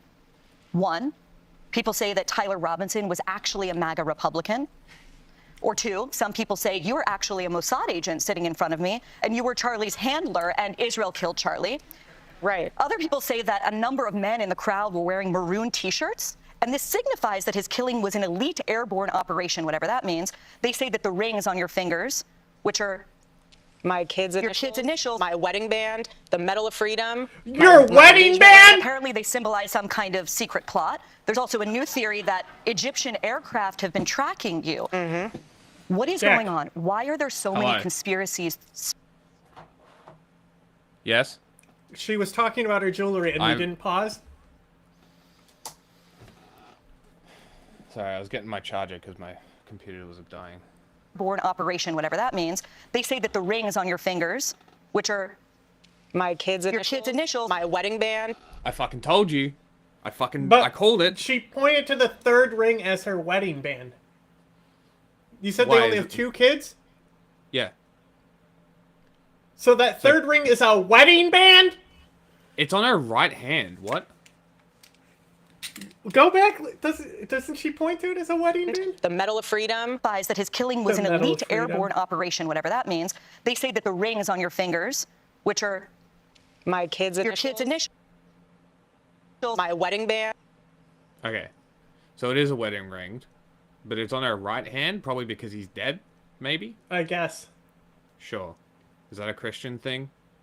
The Medal of Freedom. My engagement ring. But apparently they symbolize some kind of secret plot. There's also a new theory that Egyptian aircraft have been tracking you. What is going on? Why are there so many conspiracies spreading about what seems to be a pretty open and shut case? This is the first time that we have seen evil on display where we have social media at our fingertips. What? Something so evil that happened, people are wanting answers immediately. They are wanting to figure out how to wrap their mind around this. Egyptian planes. Egyptian planes. Do you believe that Tyler Robinson murdered your husband? Yes, I do. Why do you think it is so hard for so many people to believe that reality? Because it's too simple. Again, everyone always has to think there's more to the story. Well, sometimes there's not. I've seen the autopsy report. I've seen our case pulled together. I've been in constant contact with our lawyers, the prosecuting team. I've seen it all. And let me tell you this, why in the world, why should we, prior to the trial, lay all of our hands and cards on the table for the defense team to see, to somehow then, I don't even know what they would do with it, but what So she isn't dumb. She understands that basically he's going to get off. I will say, and I want to get on the Egyptian plane thing, we'll take a flight on that for a second. What I will say is what I'm worried about, and I'm fascinated, just from a legal standpoint, to see how the United Healthcare trials pans out.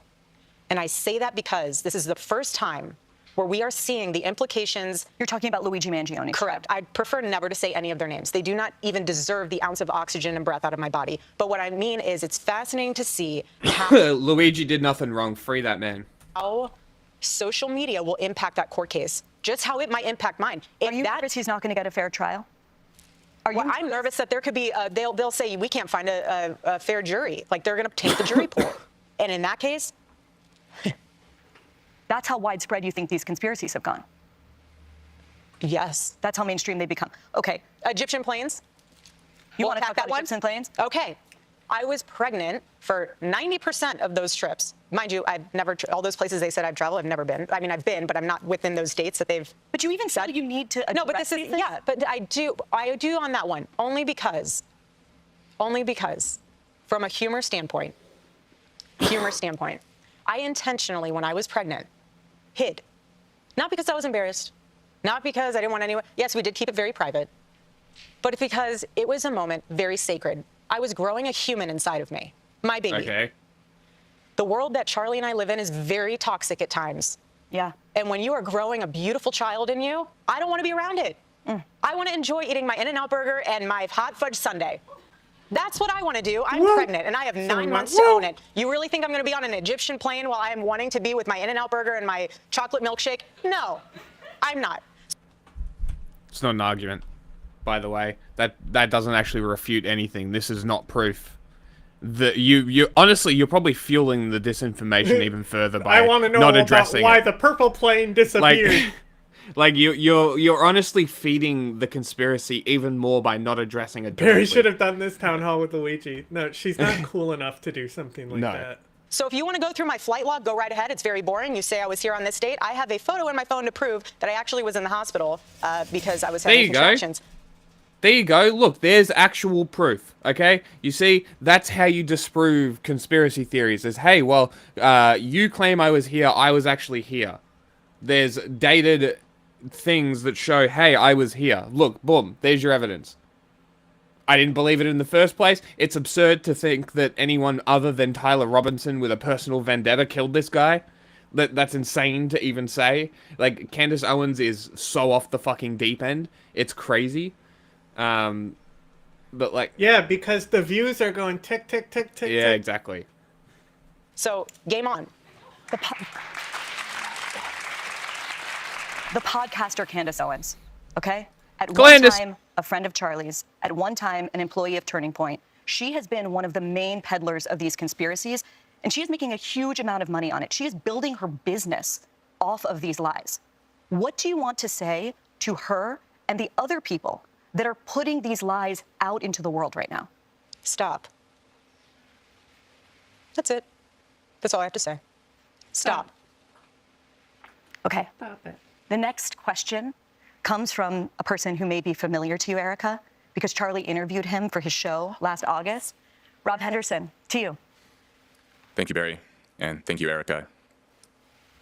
During that discussion with Charlie, neither of us knew that was going to be the last long-form interview he would ever conduct, because his life was cut short by the actions of a very disturbed young man. As someone who admired Charlie's ability to offer young people a productive and optimistic path, I wanted to ask how I think it's a little remiss to call him deranged or unhinged, honestly. I think his actions were quite calculated. I think he was pretty dead set on doing it. I don't think it was...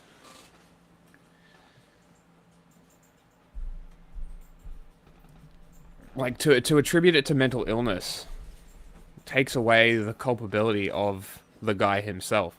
Like, in my opinion, he was very, very calculated in his actions. Like,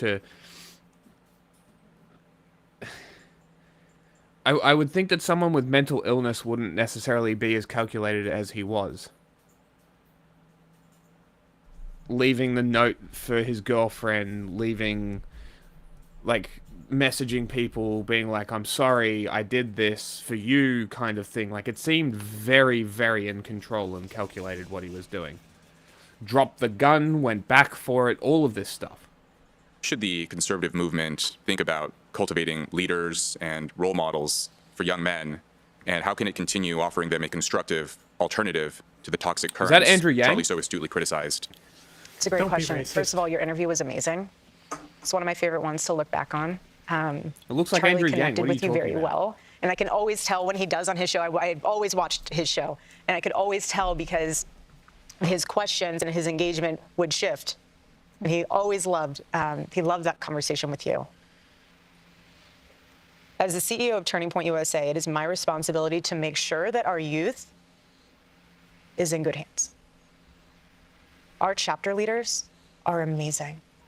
And there's some leaders within those groups you guys have not even seen or heard about yet, but you will one day, and you'll be blown away because they are amazing kids. We had 2 of them at our gala event this weekend, and they spoke in front of our donors. It was the first time I ever met them. Phenomenal kids. Not only are they smart, they have a heart. Not only do they have a heart, they can understand and see the Gen Z landscape in a way that we can't. And from a peer-to-peer communication level, they're phenomenal. So I personally, having a front row seat to the rising generation, the courageous generation, Get on your mat. They're amazing. Yes, there are bad On your apples. mat. Millennials, we got them too. So do the baby boomers. So does Gen X. No one's stuck escaping the behind bad the apples. laundry It's just basket? the batch. Yes. But it is our responsibility, He's my barking because he responsibility, can't our go team's past the responsibility to shopping make basket. sure that our chapters are cultivating those leaders. So when they leave high school and they decide not to go to college, they're in the workforce, being incredible people and incredible leaders. They might not be influencers. Not everyone's meant to. Everyone plays a very specific role. But they'll be someone in something very important, and they'll plant seeds. And if you're a woman, your And that's role all you is have to to do. stay home Is plant the seed. And then and get let the truth seed grow from planted in there. you. But thank you again for the time that you spent with my husband on that final conversation. It meant a lot to him. It means a lot to me to be able to have that to show my babies one day. Thanks, Rob. Coming up, should women focus on their careers or building their families? We'll ask Erica Kirk what Oh, she I believes can't wait to as a hear her mom opinion and on now that one. as a CEO.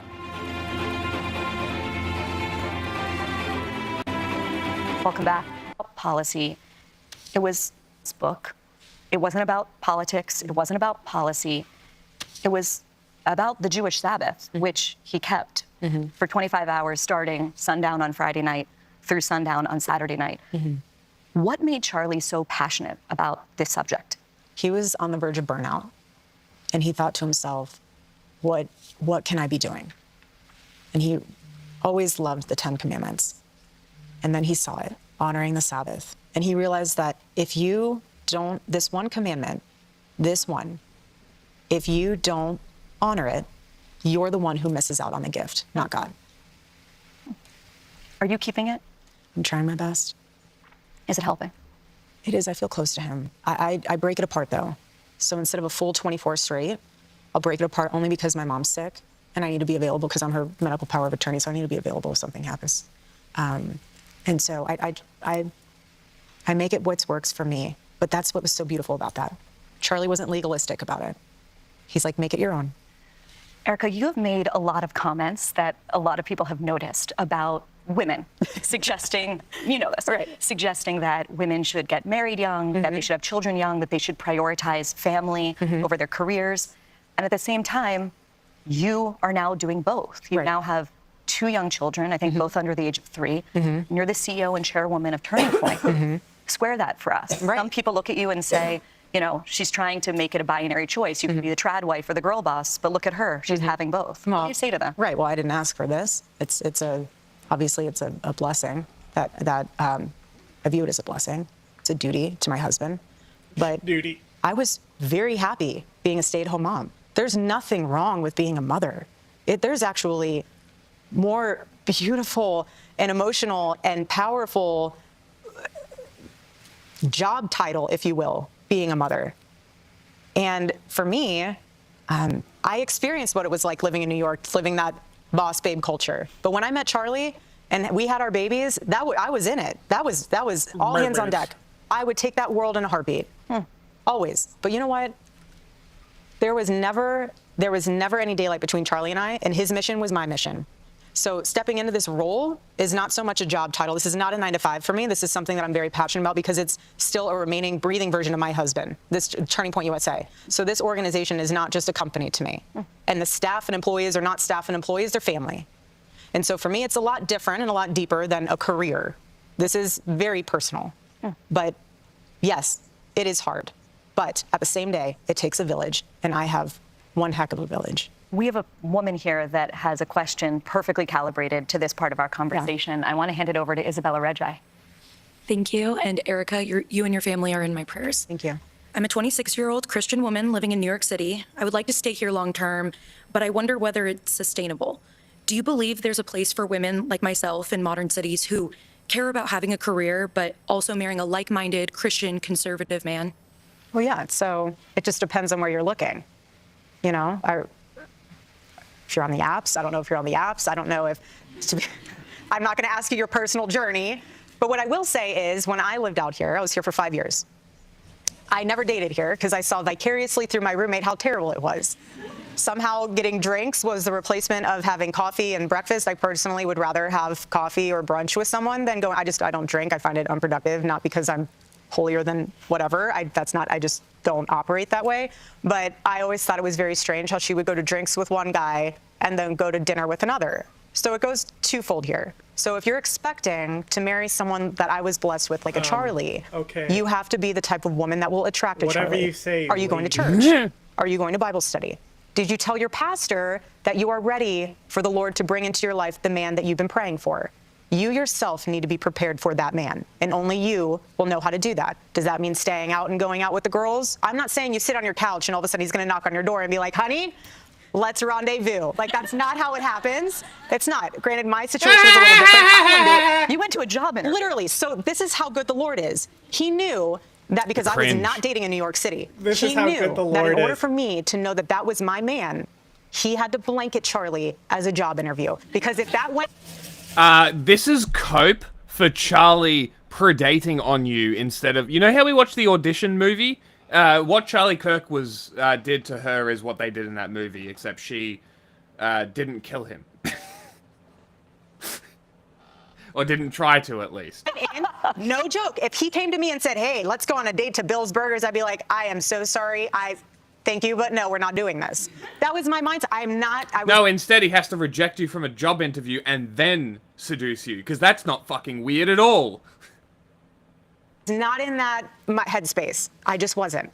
But God will work in incredible ways when you surrender the pen for him to write your love story. And when you know that, look, if I remain in the jet stream of God's will, he will provide for me in ways I cannot even imagine. And that is my prayer for you. My prayer for you is to remain open and to remain prayerful and to let people around you know, old school style, I'm ready and I'm looking to get married and having a family. You can always have your career. Being You just keep telling people around you, I'm ready to get married and have a family. Short window. You can start your career. If you have people and it's an amazing business, people at the office have like, other people run it. You can still manage it. Weird. You can still pour into it, but you have your babies. And then once your babies are grown and the nest is empty, go back to your career. There's nothing wrong with that. If you don't have a career, you have your babies, the Lord's going to inspire something inside of you that you're like, you know what? There's a problem. I have a solution. How many baby companies have been born out of moms? You know, like the little carrier seat or a stroller. Or we live for that carrier seat. Right, 100%. I'm not trying to plug them for like something, so I'm just trying not to even say the name. But you understand my sentiment is that there's something really special and beautiful about making sure that you are the woman that your future husband deserves and vice versa. Do not settle. Thank you. Thanks, Isabella. Up next, the emotional moment that Erica Kirk forgave weird. her husband's alleged murderer. Stay with us. I forgive him. I hate this. This is like the most uncomfortable video I've ever watched. And is what Charlie would do. Erica, that moment that we just watched was unforgettable. I was one of millions of people across the world that watched you get up on that stage and forgive the man who murdered your husband. Wow, and I think so a lot of people looked at it and thought, this is incomprehensible. It's almost baffling. And I want you to speak to those who are unable to understand, really, that act of grace. How is it possible that you can forgive the person that murdered your husband? I'm not forgetting what he did. I'm not condoning what he did. What he did is sick and evil. So sick and evil. What I am doing is releasing myself from the enemy's hands, where he could have a foothold in me, and he could be able to... Where's that foot? Like I said earlier, you have a choice. Am I going to take that moment? And I will never say anything I don't mean. I really She's prayed on that always moment. That was a evangelizing. game time decision. I'll never say what I don't mean. But am I going to take that moment to say, rally the troops, burn the city down, Charlie would have. march in the streets? Or am I going to take that moment and unleash something like we talked about, even greater, more powerful, and say, it's a revival? And let that unleash and let the Lord use it in ways that no one else could have ever imagined. If you were to meet the man, I won't name him again, accused of murdering your husband, do you know what you would say to him? Nothing. You would say nothing? I have nothing to say to you. Nothing. Is there a difference, Erica, between forgiving someone in a religious and spiritual sense, but also wanting justice for them here on earth? No, of course. But we serve a just God. And I rest easy in knowing that. He's Oh my sovereign, God! but he's just. And so let the Lord. This is so fucking handle that. weird, bro. I want to bring in our final audience question for tonight. I want to turn it over to Joe Lavoie. Hi, thank you. Your faith in this process has been inspiring, and that inspires this question. How are you able to trust God amidst unfair and immense suffering? One of my favorite books in the Bible is the book of Job. Cringe. And what's so powerful about that book is that you read it and you go. Hey, random question. Which ISIS branches are still active? Obviously Africa, ISK, which other ones? They're all technically active. Okay, so none have really gone away, they just kind of went quiet for a little bit? Yeah. Okay. But like... So like ISIL and shit are still there? Internationally, like, it's gonna come out of, like, Pakistan and Afghanistan. Any international planning. Because apparently they were Pakistani. Sarah Adams was like, I bet they were trained in Afghanistan.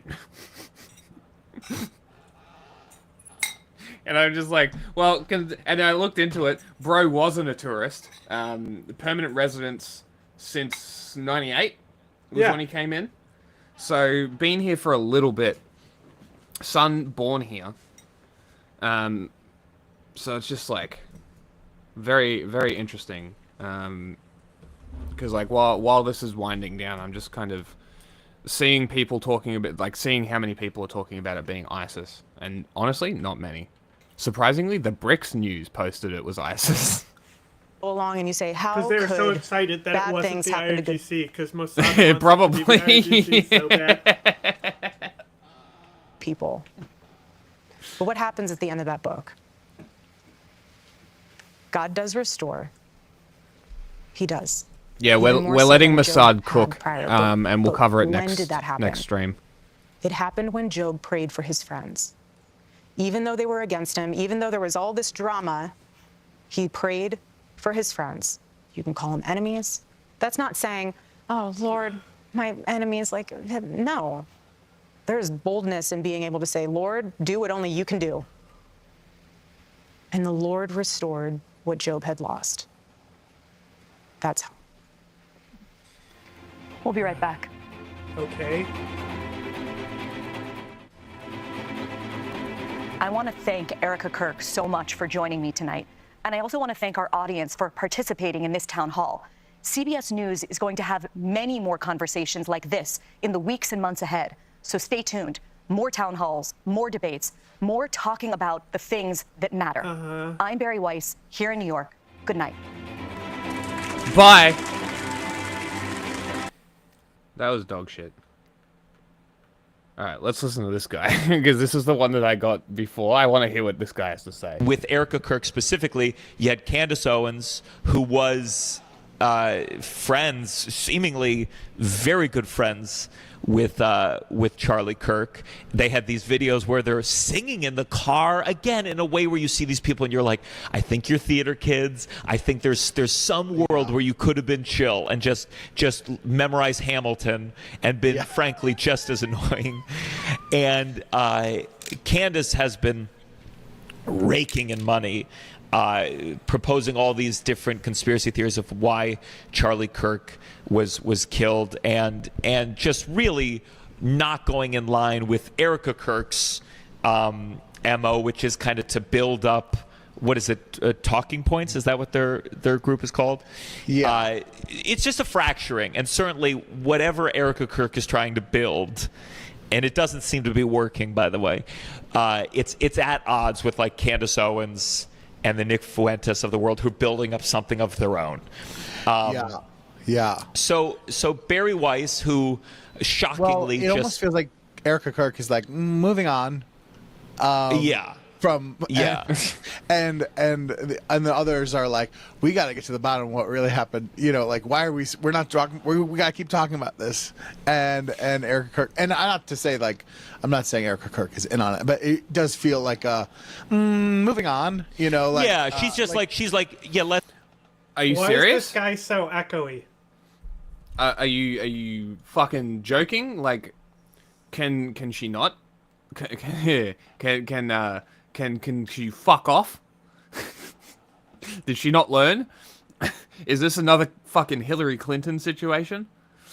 Unfucking real. Fuck off. Go back to California. Go back to being a cop. Run bitch. in a primary, by all means. Run in a primary so that people can again show you that you were not wanted. Exactly. And you were not the candidate to run. Good. People should be mad about it. And I hope she gets nothing but hate for it. Because she fucked everything up. Well, Biden and her. It was both. Well, Biden did, because Biden was retiring, but then when he found out Bernie Sanders would have definitely won if that was the case, Can't have that.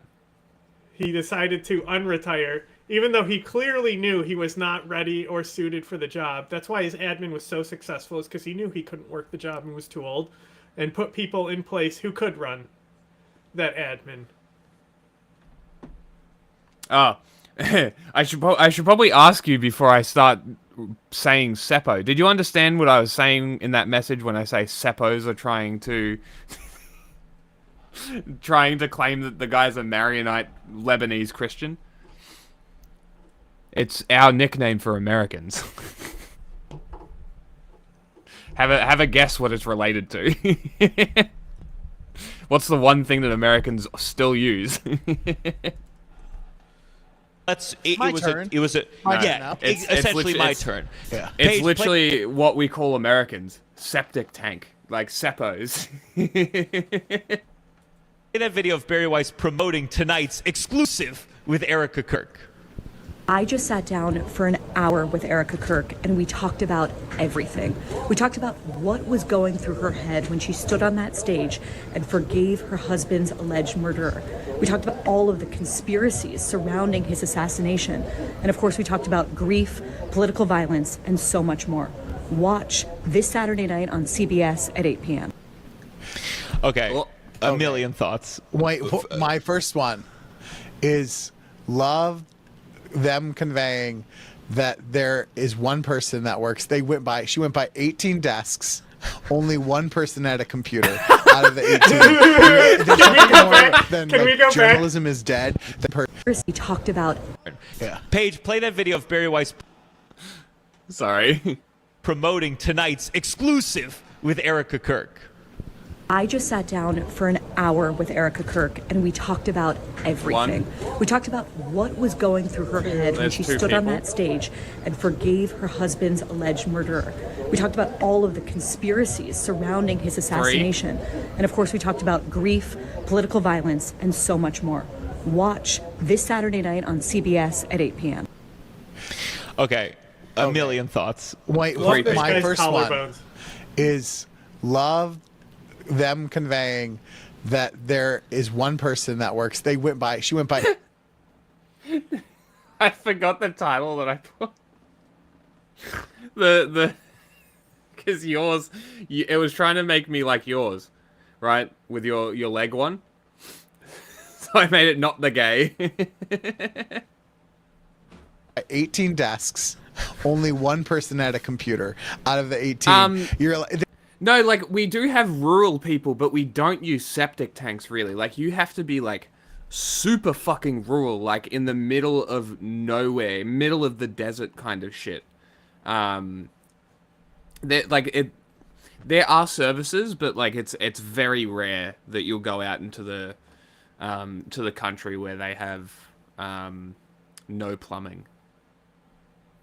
There's nothing more than like journalism is dead than just showing like 18 empty desks and one person sitting in a huge room of that to convey like we're on it, we're CB. Don't think too much into it. It's mostly just a slur.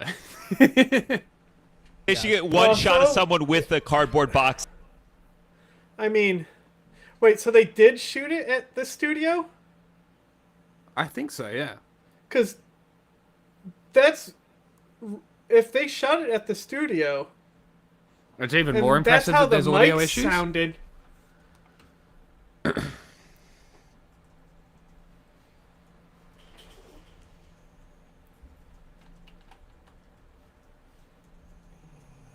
Although it would normally say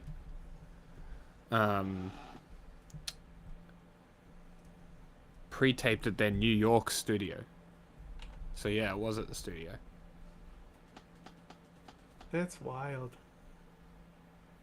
It's like leaving, like an old man, like goodbye newsroom. Goodbye. Oh, I worked here. Just the entire crew of 60 Minutes with a gun to their head. Because you have to think, I mean, even that one person, they're working. That's their workstation. Yeah. And while they're trying to, like, write about how RFK is... Normal plumbing, what do you mean? It's plumbed in, like water treatment plants, and it all goes to the one place. No, like literal plumbing. Like, I'm just talking about the tanks in the ground that need to be emptied and cleaned and shit by the trucks. Like, there are a couple of them. You see them every now and again, but it's not nearly a common thing. Is banning vaccines in Alabama. They have to deal with fucking... You also have to keep into you have to keep into account that, like, most of the population lives on the coast and is mostly built up. Like, as I said, you need to go super fucking rural to get to the point where you, like, don't have plumbed in toilets and shit. See, it's easier for the plumbing because it goes upside down. It spins the other direction. Yeah, exactly. See? It's gravity fed. Barry Weiss doing her 8th take. I know. Going like, by the way, this is such This is sort of where it comes from. It's just as I said, don't think too much into it. It's just a slur. This commentary is fucking incredible.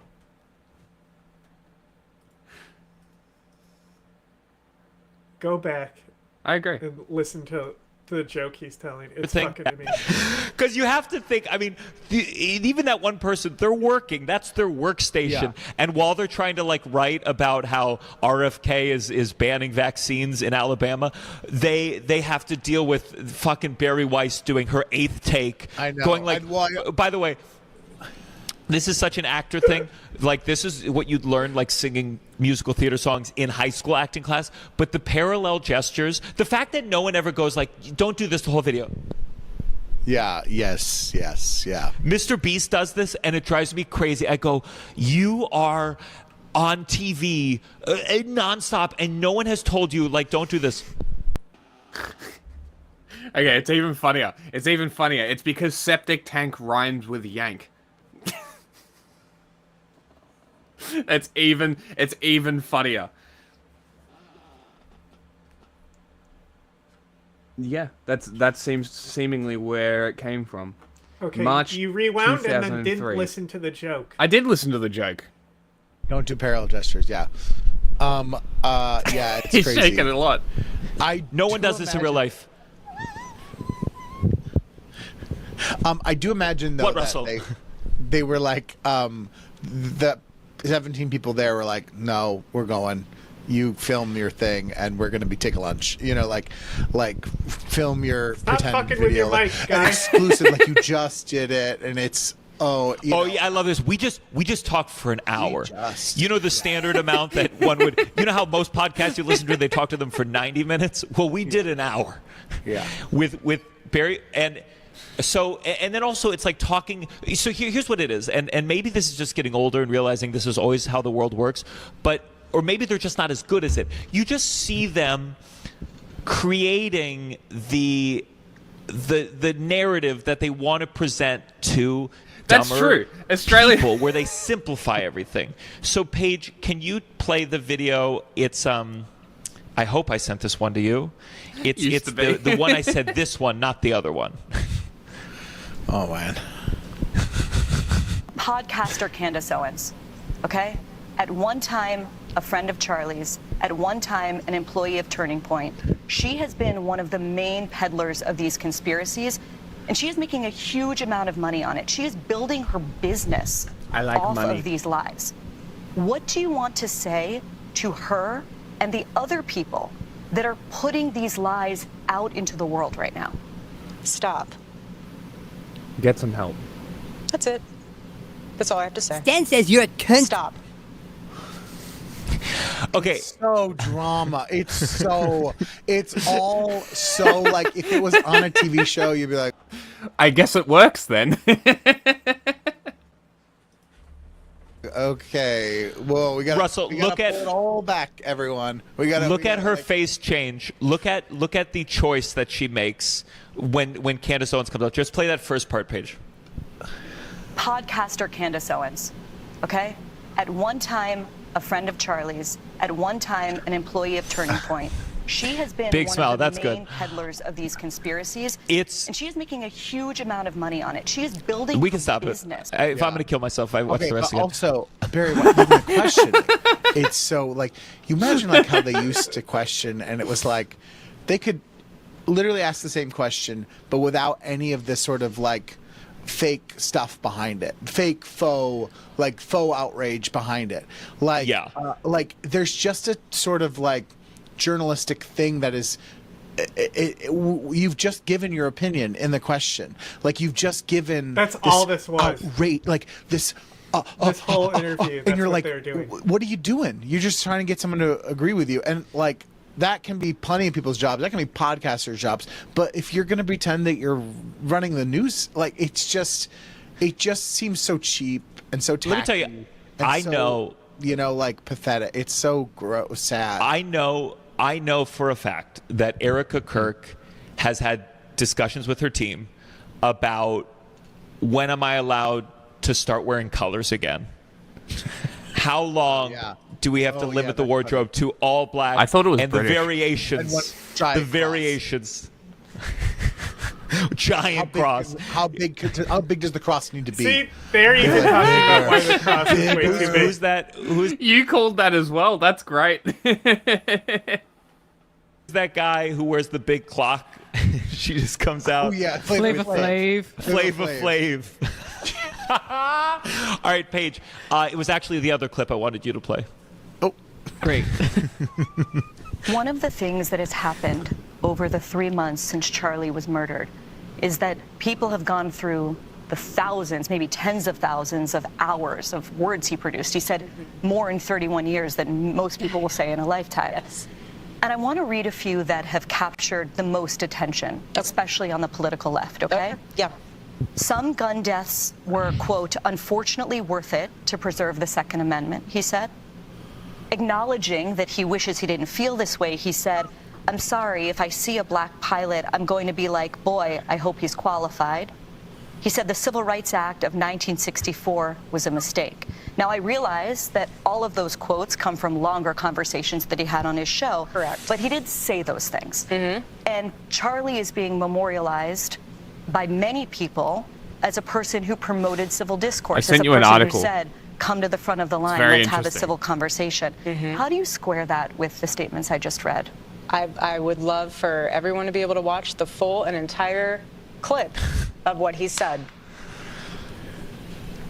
Charlie didn't care what skin color you were. He didn't care what religion you were. He loved excellence. He loved knowing that people, his favorite word was earn. He loved knowing that people worked hard to earn what they... Apparently Yankee comes from the Dutch. Pay attention. Stop doing pointless Google What they searches. got. I'm so interested. This is He so worked interesting. so hard to build Turning Point USA. The first statement you meant about guns and shooting, I have no idea the context of that, and I have no idea what he was, that whole, there's a lot more there than just that one little sentence. My husband is not to be deteriorated to 2 sentences. He's not. He is a thought leader, and he was It's so funny she keeps calling him a thought leader. So is Hitler. brilliant of a man. Ma'am, are you saying your husband is So that's Hitler? fine if you want to take words out of his mouth or out of context without the whole thing in perspective. But that's the problem. Somebody needs to tell her that a pussy stinks. It would be funny if we watched the context and each of those situations, he said, "Just kidding," at the end of it. At the end of it, he goes, We were like, "Not." "Oh, okay. Sorry. Okay.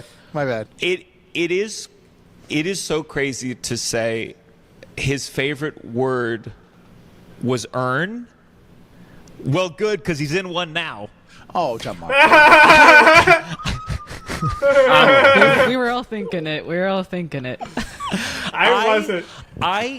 It's what's so Barry Weiss. By the way, probably one of the few interesting questions that will be asked tonight. Barry Weiss asks about these quotes, and I love the thing of like, well, you need to join the Patreon and watch the full episodes to get the context of it. I would urge every American who questions those statements to watch 10 more hours of Turning Point USA, now available for a discounted price, and then says, I don't know the context he said that gun thing in, so you didn't even do it. You didn't even do it. You didn't even watch the episode, and I got to watch it now to understand why it wasn't as bad as that says. So there's also the pretending that you've never heard those things. Like when she was asking and she's like being like, you're like, she does this face for it. She goes, stop, you've known. They prepped you on this question, and they prepped you on not to give an answer, and it's fine. Like, I think that there's just a sad thing about all of this because, someone, a person did die, and that's her husband, and there's just this, like, thing that you just, all this stuff, like, it is just a performance though, but you're like, but someone did die. But like, then all the stuff around it is so performative and so like, poggers. It's just grody. Well, I think it's that, again, I think it's that where the grief is whatever. Someone dies, of course they feel grief, but it's just the moment it's used to then spread a propaganda. It's like, well, you have to treat it. You have to treat it purely as the propaganda that it is. Yeah, I don't know if when Erica does like comes on stage and like has her one tear, how much is, of course, that she lost someone? How much is she's connecting to some other thing or doing a full acting exercise? It can be real and really be. So, Bro in the Singlet is a comedian, apparently. Looks like he's also a theater kid.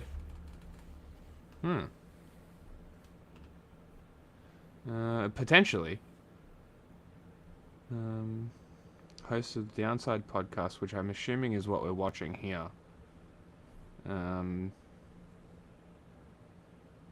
actually curious about his comedy. Hillary Clinton blames TikTok for corrupting youth. Kim Kardashian.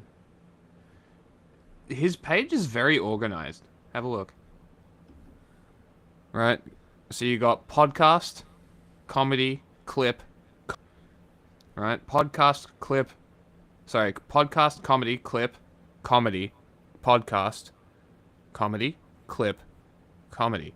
I appreciate this a lot. This is really well organized. I'm envious. But this is interesting. Hey, they had Hassan on. No shit.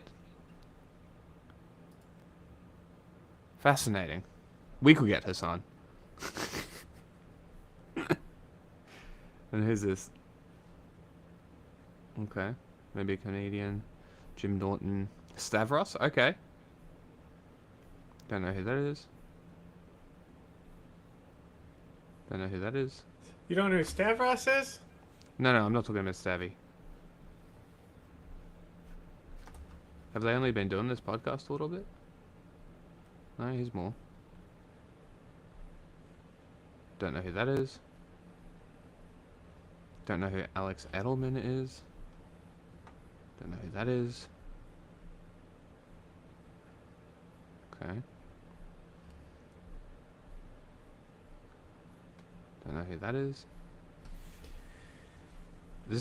I'm very interested to see what this podcast is like, because if this is what they're just talking about this about, I'm very interested. Soy Boy's first shooting range. Alright, I'm gonna open that up and we're gonna listen to this afterwards. Tommy Brennan, Grace O'Malley. They could be just like comedians. Sam Reich. Don't know who that is. Very interesting. It's probably comedians, I would imagine. Anyway.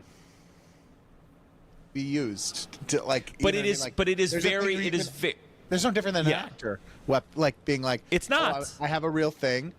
I can use it, and I know it'll make me get to the moment that I need to achieve. Yes. Well known. Maybe. But like it's known of. But even that, I don't know. It's only recently has American culture really like infected Australia, like since the internet, pretty much. In this performance, so I'll use it. You know. And I don't know. I think sometimes I look at the news and I feel this new thing of like. As if you're like Look talking. at all the nice I think about how my flowers in mom his watches the background. news, and especially now that it's CBS, we're like dealing with like I think people closer maybe to where I was raised and the kind of people around me, and I'm like, oh, the propaganda I'm seeing now is what's going to be directly fed to my mom, just in my head, and it's one of these things where like, oh, now I need to feel like I need to call my mom and just be like, hey, just so you know. There was no context that took that statement away. The person said gun deaths, it might be worth a few gun deaths to have the Second Amendment. You just have to confront that. Yeah. The person did say, if I see a black pilot, I'm going to wonder if they're qualified. You have to address... Well, this is interesting because I just looked it up. There was a movie in the 40s, but there's a stage play from 1904. So I'm assuming... that's where the song comes from. The horse named Yankee Doodle. Okay. The song was performed by James Cagney in the 1942 film. Okay, so it comes from the film, not the stage play, it seems.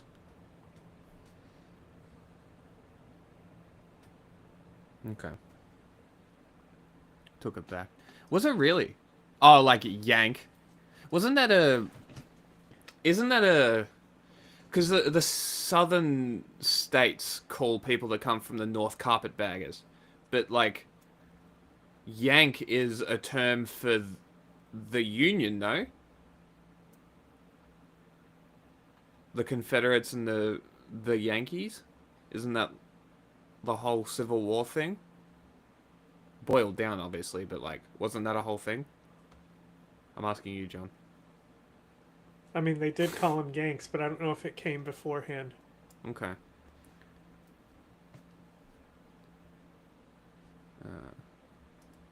What?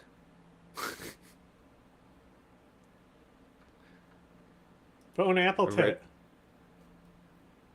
The British used it? Okay. Like British in America calling the revolutionaries The that. Patriots. Yeah, okay. Make sure to call them what they are. Dress that, and it's what you're trying to build, and it's failing, by the way. That's what feels so pathetic about this CBS thing is the attempt to memorialize Charlie Kirk to the point of like put him on the money and make him a Jesus figure. It's failed, and getting people in trouble for making jokes about it. Okay, I really want to listen to his comedy. Yeah, curious. it's great. We love it. It's wonderful. But it definitely is this weird. It's a strange mix of. Are most of you Austin? 2 people on stage is a very interesting option. I see it a lot with more independent stuff like this. Interesting. Austin Knights? What are you, Austonians? Austonians?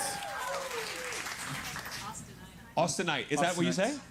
Okay, it's a little pretentious, but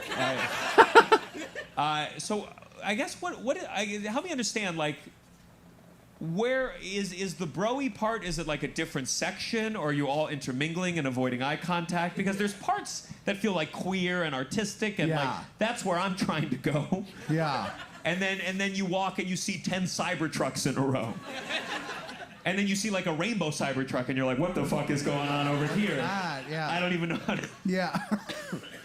But we're trying to adapt to your ways. We went to a shooting range yesterday. We did. Because, the Civil War is coming, and our side, we are not prepared. We are not. And this shooting range confirmed, we are fucked, dude. We are screwed. We're gonna lose. Yeah. We gotta convince them with... Like I was trying to describe because we shot an AK-47. An AK-47. Nice. And I was trying to describe like what the noises. I just want to point out.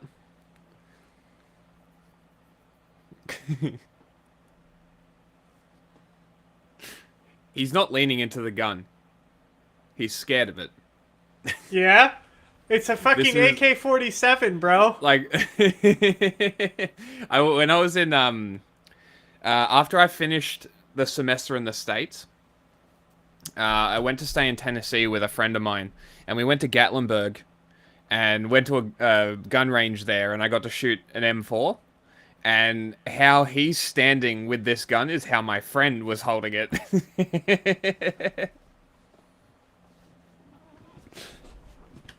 The Yankee Doodle Dandy song? All I can think of is Always Sunny. And I was trying to describe... Like, it's very interesting when people who've never shot guns go to a gun range, because they'll always stand back and, like, hold it like they're scared of it. Yeah, and it's a always fucking like... gun. Like, what do you mean?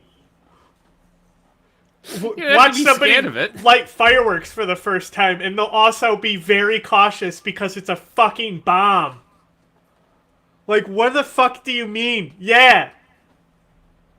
It's pointed down range. Nothing is gonna happen. If you go to a range... If you've never done it, you don't know that. You don't know the stove's hot. Bitch. Because it's like, the range safety officer is supposed to tell you all this. Oh, come on. Get the fuck out of here with that shit. Shut up. Yeah, because this is what I told my friend when we went shooting. I'm like, don't stand back with it pushing back on you. You're going to get knocked over by the recoil. You're going to lean into it. Like, it's scarier when you're holding it like that because the recoil's more aggressive. I was trying to describe like what the noises were, and I was like, so you mansplained it? I was doing to my male friend, yes. Tap dance to show the sound the bullets were making. Yeah. That's the thing. It was so scary. I mean, it was easier to get an AK-47. Don't say never. Like, to get you into could still the show do it tonight as the lead performer. We had to check one box that said, "Are you suicidal or do you want to kill anyone?" And that's one box. One box. And I said out loud, "These are 2 separate questions." You can't just lump them in together. And then I filled out half the box, and they were like, "Which half?" And I said, "We'll see." Well, that's the thing. They let you in there. You have 5 minutes of like training, and which is just like they teach you how to load the gun and then point. You know? Yeah. Okay. Incredible. They don't even show you. Sounds good to me. That's incredible. This is where I would put that Borat clip of him shooting guns if it wouldn't get claimed. Yes. Because, like that's... I guess that's just me, that if I was the range safety officer, I'd be like, please do not lean backwards. Yeah. And the safety. That was the other big thing. But then they just throw you in a room, and everyone's in there with all their guns, different guns, handguns, things, and they're all shooting. Like, we could have. That's insane to me. Especially the especially the guns that you can just go and shoot, right? Like when we went to Gatlinburg and did the shooting, it was you could, what were the options? There was a MP5, an AR, it was select fire. It was an M4. Handguns, multiple selections of handguns, which I got no guidance on when I went. They're just like, here's a handgun, here's some bullets. I mean, if it's a Glock, it's pretty easy. Well, it was an M9, so nothing too complicated. But like, I'd never shot a handgun before. I wasn't worried because I've handled guns before. I haven't shot one either, but I would be confident in operating one if you needed to. And it's like, if anything needs some guidance, maybe a handgun is it. But that's why they have in New York, they have it's a separate license for the handgun. A lot of states is like that, but that's how it should be. They should be long arm and concealed weapon licenses, like concealable, I should say. Like the pistol, like it is with the carry stuff, it's a different license. That's how it should be, in my opinion. In Australia, you have 18 months and a completely separate license to get your handguns. But like, yeah, no guidance for the handgun. They're just like, here's a magazine, here's the gun, here's some bullets, have fun. You know what's interesting about it is like, I have seen, just being involved with like camp counseling, I have seen multiple blind kids load and point the gun at the target, you know, and still have a blast. Blind kids? Yeah. That's wild.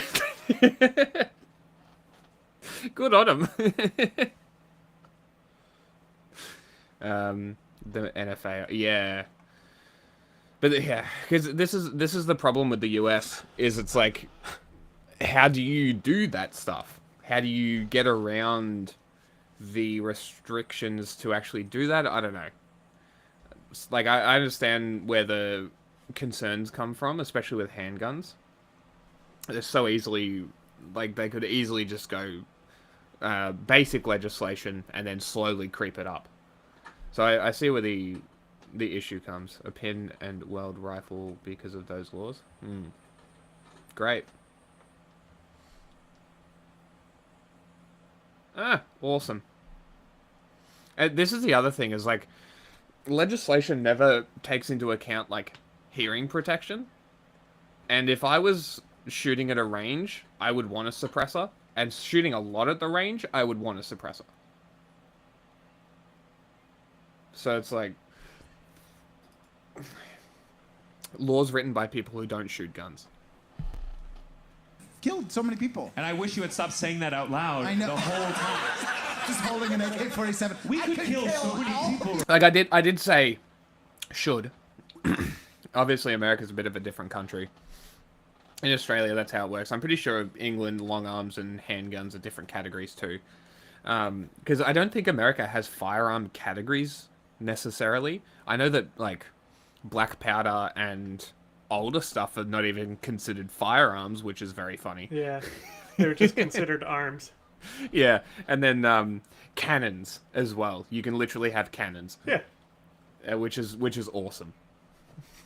Right now. Shooting it is a different story a lot of times, though. Really?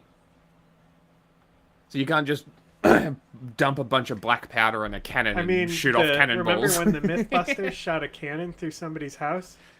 No. You didn't know When about did that happen? They fucked up and shot a cannon through somebody's house. That's crazy. I'm gonna have to look that up. That's nuts. You can probably find like Well, I don't want to take too much of this guy's comedy as well, you know. So like, just type in, like, Mythbusters shoot cannonball through a house, and there's probably a video from Adam Savage's like personal channel talking about it. Like, don't click anything that's. Yeah, there you go. Lee Marsh says, "What?" Yeah, I agree with the comedy thing. I just wanted to see what his comedy was like. It's very good. Were some of the crazy moments as the showrunner? I'm curious what it was like from your attic in Manchester, sometimes being granular with us on the ground in San Francisco, doing all of our weird crap, while you were alone in a room helping manage all of this. People may not know how the Mythbusters working model was a bizarre one. It really was bizarre because it was filmed in San Francisco and edited in Sydney. So there's huge disconnect between the two. And then you were a third I disconnect. was then in Manchester, in England. But what was weirdly advantageous about that was it meant the show ran 24/7. Right, because you talked to Australia in the morning and us in the afternoon. Yeah, and so it wasn't a case that a problem at 5 p.m. on a Friday couldn't be fixed till 9 a.m. on Monday because of the time difference. Right. But that's like us. I suppose there's a lot of crazy stuff that I had to deal with that is just behind the scenes show running. Right. It's not actually that interesting, I don't think. Yeah. It's, legal issues and health and safety issues and managing networks and how they're feeling. Yeah. The normal crazy stuff on Mythbusters went into the show. Yeah. The show. Remember, had that integrity. sweeties. When we blew Vote up in did the that poll. experiment, knock your socks off, I think it was, at Esparto Quarry, where the shockwave reverberated around the town. We Right, talk hit a about cloud that. cover and broke windows Yeah. miles away. Yeah. Of course, the cannonball. Yeah. It goes in the Wait, show. was that the cement truck? Yeah, when they Where were the just like, shockwave- fuck it, let's blow it up. It broke windows? That's insane. Reverberated around the town. Socks off, I think it was, at Esparto. We did that experiment, knock your socks off, I think it was, at Esparto Quarry, where the shockwave reverberated around the town. Right, we talk hit a about cloud that. cover and broke windows Yeah. miles away. Yeah. Of course, the cannonball. Crazy. It goes in the show. And everything about, actually not everything. I tell you the one thing I never quite had the nerve to do was test the cannonball on the show. What do you because mean? the story of what that cannonball did, where it went through the... You want to go back and try and reenact its path? Yeah. How did it do all that jumping and go over the freeway? And also, it had a great... I mean, this is getting into the weeds a bit. Yeah, yeah. We had to do that sort of public forum Yeah. about it, where we visited the town and all the people could come and talk about what happened, will it happen Many again? steps of repairing our Yeah, relationship yeah. with Dublin Pleasanton, California. And my appearance had a level of sort of myth to it, really. So, well, as did the whole thing, actually. So when the incident happened, I had first no report idea said about the this. cannonball was about the size of a baseball, which is sort of about right. Then it was a cantaloupe. It's almost softball. Then it was a melon. Then it was a basketball. Oh, wow. This thing kept getting bigger and bigger. And when I arrived, it said, showrunner Dan TPUSA has flown here first class from Manchester. It's like, no. No. And arrived in a Rolls Royce. What? And we had production vehicles that were always like 6 or 7 year old, kind of Oh, they battered. were beat to crap. And I arrived, and we gave them all names, do you remember? And I arrived in the car we called the curry car. Because someone had spilt takeaway curry in it. It smelled for the entire 12 years we worked with that car. It smelled like curry. And I was like, yeah, that's interesting seeing a myth develop from the inside. Dude, we had a reporter come spend 2 days with us, interviewing me and Jamie, talking to us together and separately, and went away and described Jamie as several inches taller than me, which is the opposite of the truth. He's several inches shorter than me.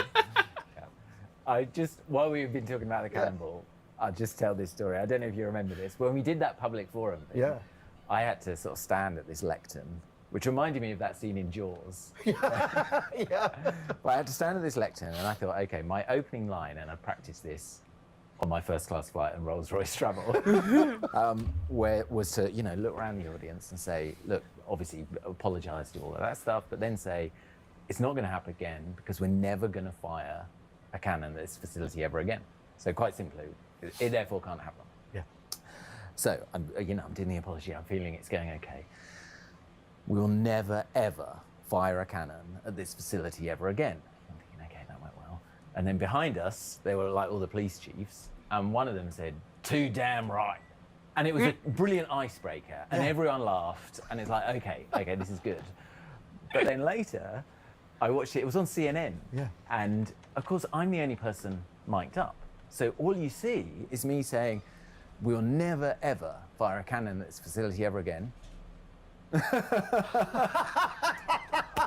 And it's terrible, absolutely terrible. You don't hear the guy say too damn right. So you just hear people laughing. Yeah, and me in particular, I like look almost down the barrel of the camera and giggle.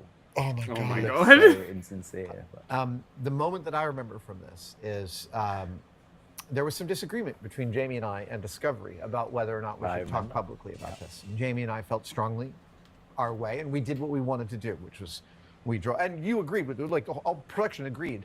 We drove out, we apologized, we told everyone we're going to make it right. We owned it. And then we had a press conference, and I had specifically asked the public information officer for Alameda County to just let some press know that we'd be there. So we walk out of the guy's house, and there's the news trucks and 10 reporters. Oh, so this was in Alameda where they filmed. Yeah.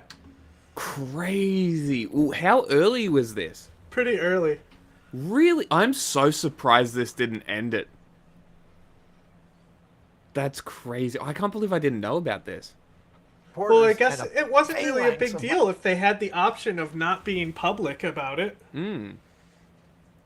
Like, instead they chose to, like, own it when they could have just kind of... They did the altruistic avoid thing. it.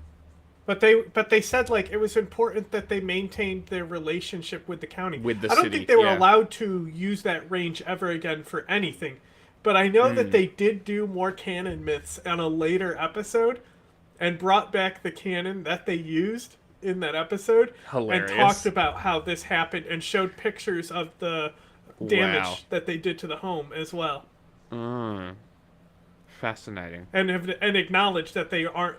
On the show, acknowledged that they weren't allowed to go to that place to shoot a cannon.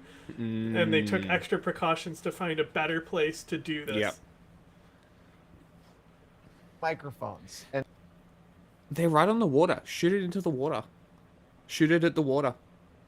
Like, the chances of you hitting something is way fucking lower. Well, like he said, the way that it happened is like... It bounced. It like skipped across a highway into a house. It wasn't like an overshoot. It was the cannonball bouncing on the ground. Yeah. So it must have had a bit of an arc to it. And then as it it's just missed... that's what happens if you think about it. Like the cannon, it's a round ball rolling with a lot of force. Even if it hits like a small rock, that rock will launch it up into the air. Right? So like it has to be enough to stop its momentum. I mean, this is why the cannons were fucking devastating. Like, have you seen Mel Gibson's The Patriot? I have not. There's some really good parts of people being hit by cannons, but the thing is like because the cannons roll and bounce, like it was devastating on those infantry lines. Oh, because it would just destroy them. Yeah, because it rolls and bounces. Yep. It's what they're designed to do. Interesting. what I was thinking when I looked at the phalanx of microphones? I'm looking at them and I'm like, oh, they're sitting in an aluminum grid rack. Well, it's been chamfered and cut.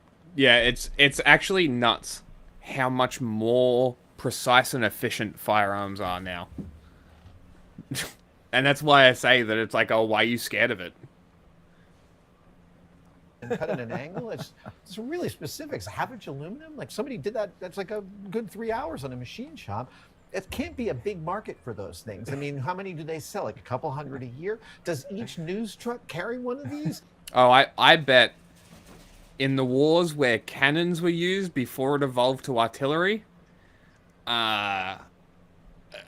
getting hit by a cannonball would probably suck quite a bit. I imagine there'd be not much of your torso left. And do they call each other and say, you'll break out your microphone stand? Or is it the first one on set puts up the microphone stand and everyone puts their microphones in? This is how I was thinking as I'm approaching the most frightening press opportunity I've ever had in my life. And it was another great lesson. It was also the evolution of ballistics that developed, I imagine, the cannonball from what it was to a bullet. Because even the muskets were balls. So when was the first rifled bullet? I want to say rifling is like Civil War era. Okay. So, yeah, because I wonder, was rifling on artillery or small arms first? Surely small arms, right? Don't know.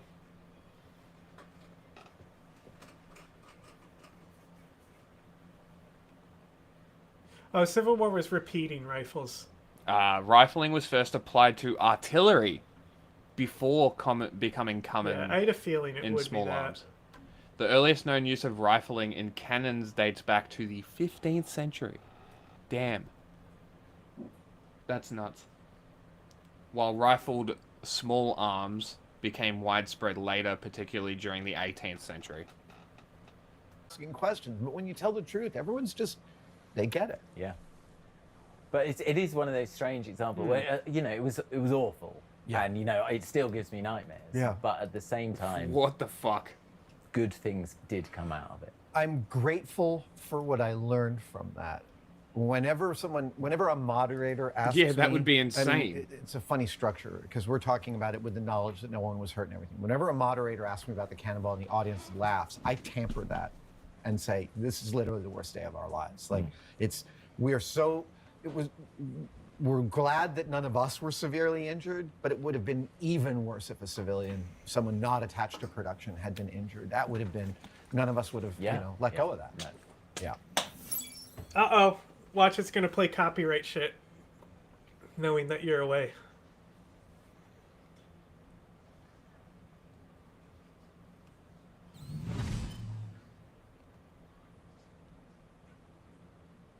Nope. Actually, it's fine what it's about to play.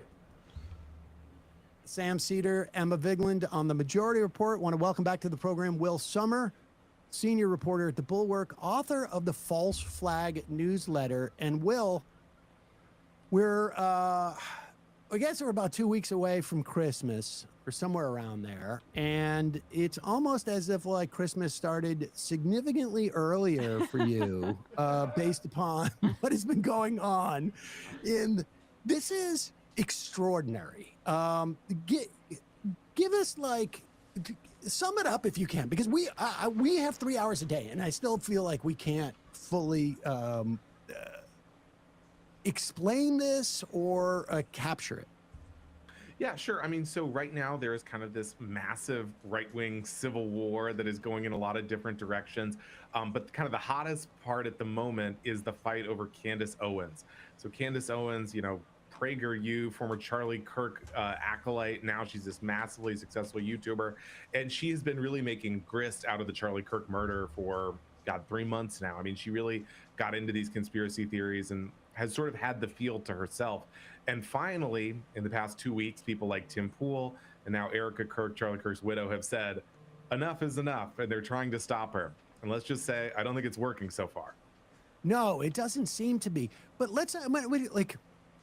it is fascinating because it really feels like a snake eating its own tail at this point. And it's doing it with the sort of let's play this Tim Pool responding to Candace Owens, okay? And I think we played maybe in the past couple of days what Tim Pool is responding to.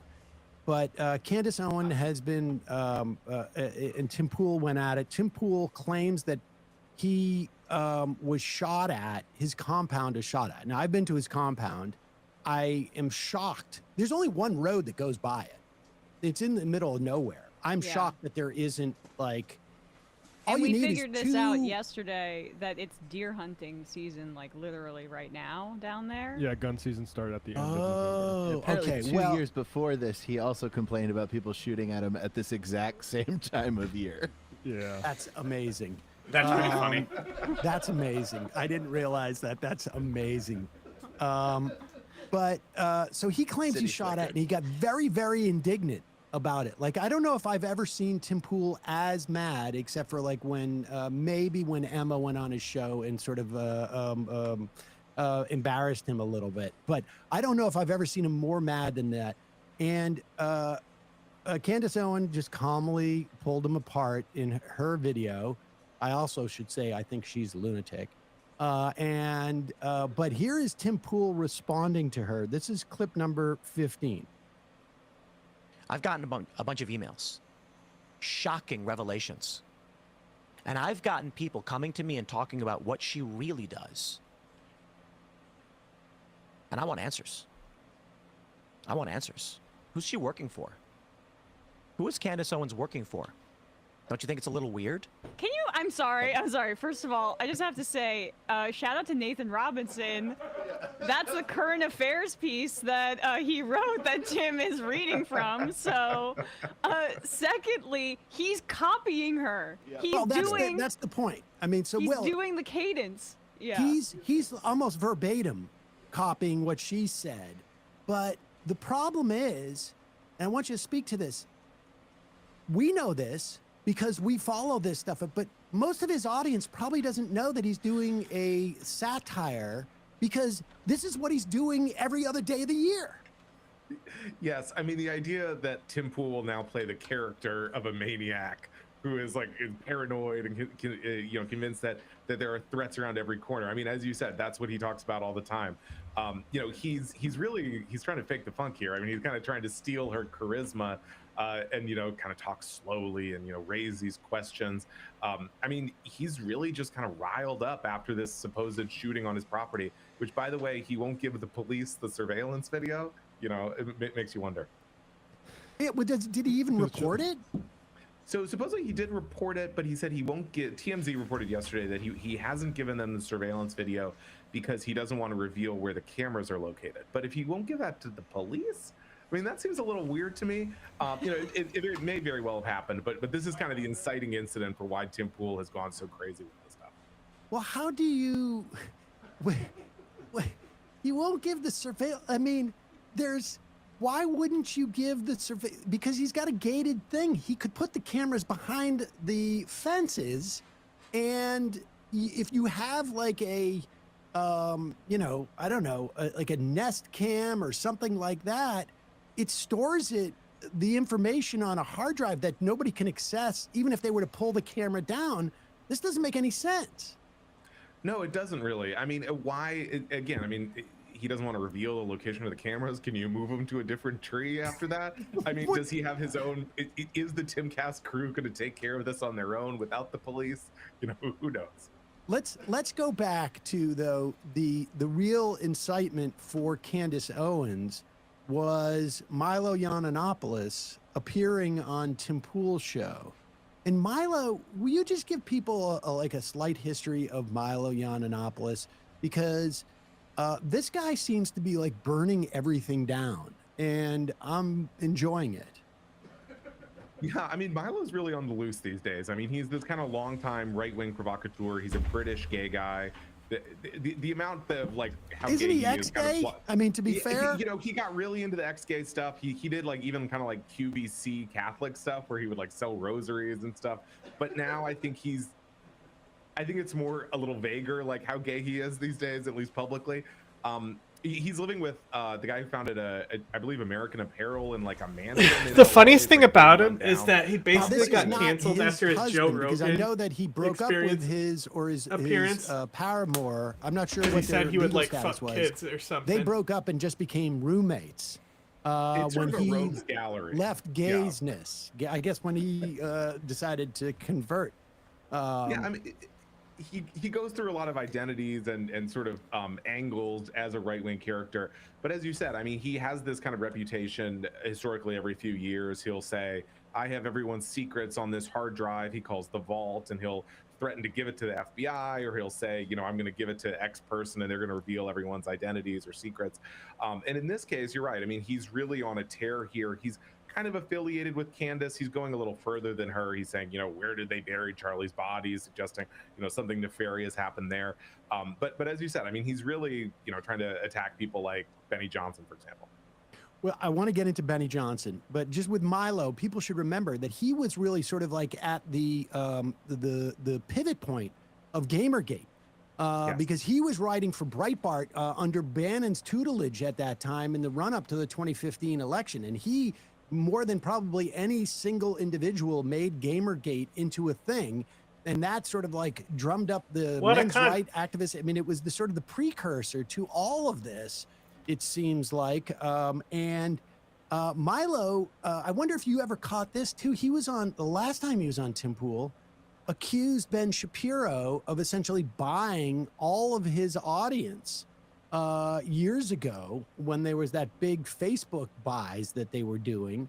And he said, like, this is the way it works in right-wing media. You fake it, you fake it until you make it. And shout out to Jose, who just did a great video on Ben Shapiro and looked into some of those claims about and how his engagement is so much lower than these other right-wing. His views may look good, but his engagement is very, very different than equivalent right-wing YouTubers who are getting a lot more attention. So it lends credence to that theory, Sam. Have you, so, Will, you've been following this stuff for a long time. Have you ever seen it this sort of, like, inward facing? No, I mean, I've never seen sort of a, you know, sort of circular firing squad, or the just amount of enmity there is on the right, especially because it's not like they're really fighting over a politician. It's not like someone loves DeSantis, someone likes Trump. I mean, they're just going at each other. The administration's kind of sitting off to the sidelines. You know, everything like, obviously, Nick Fuentes, the Heritage Foundation ended up in their own trouble with that. I mean, it really is, like, the vibes are just really awful right now. And you can see it with things like, again, Milo just kind of trying to take people out sort of for no reason, just because he feels like it. So a little chaos. You got Candace Owens. I mean, it really is everyone sort of turning on each other. And, you know, as you mentioned, Tim Pool is furious. Why do you think this is happening? Oh, I'm just curious, why do you think this is happening? Because for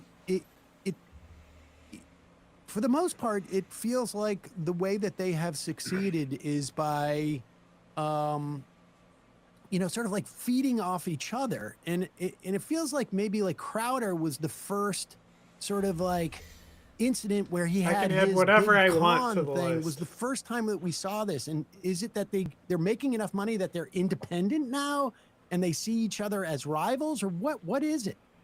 I mean, I think it's a couple things just in the past couple months. I mean, one, I think the Charlie Kirk assassination was a big deal. You know, he had kind of a way to keep people out of the GOP, or at least to sort of take someone like Nick Fuentes and say, like, okay, you're going to be over. You're not really going to be the public face of the party. And he was also just friends with a lot of people. And so, but with him gone, I think there's this kind of power vacuum. So a lot of people are seeing themselves as kind of, I should step up and take his mantle. And frankly, I mean, take the money, you know, that's now on the table. So I think, and then, you know, the other aspect is that Trump is on his way out, and he's being seen as kind of a failed president. He's not getting done what they want. And so you have to kind of then start positioning yourself to 2028. And as a result, you know, people are kind of picking out their positions and fighting over that. And I think it's important to also just linger on the Charlie Kirk thing for a second. The more, you know, Candace Owens is off on her own, and she's making a ton of money. She's immensely popular, right? But you have guys like Tim Pool, who I think he talked a little bit about how, you know, he's making new relationships. It seemed like he was cozying up a little bit to the Daily Wire. We heard the reporting that he met with Benjamin Netanyahu, and he didn't have that money anymore from Edward Gregorian and the Russians. It's dried up. So like he's looking to align himself and continue to make money in this ecosystem. Candace doesn't have to worry about that. She's like an operation into herself.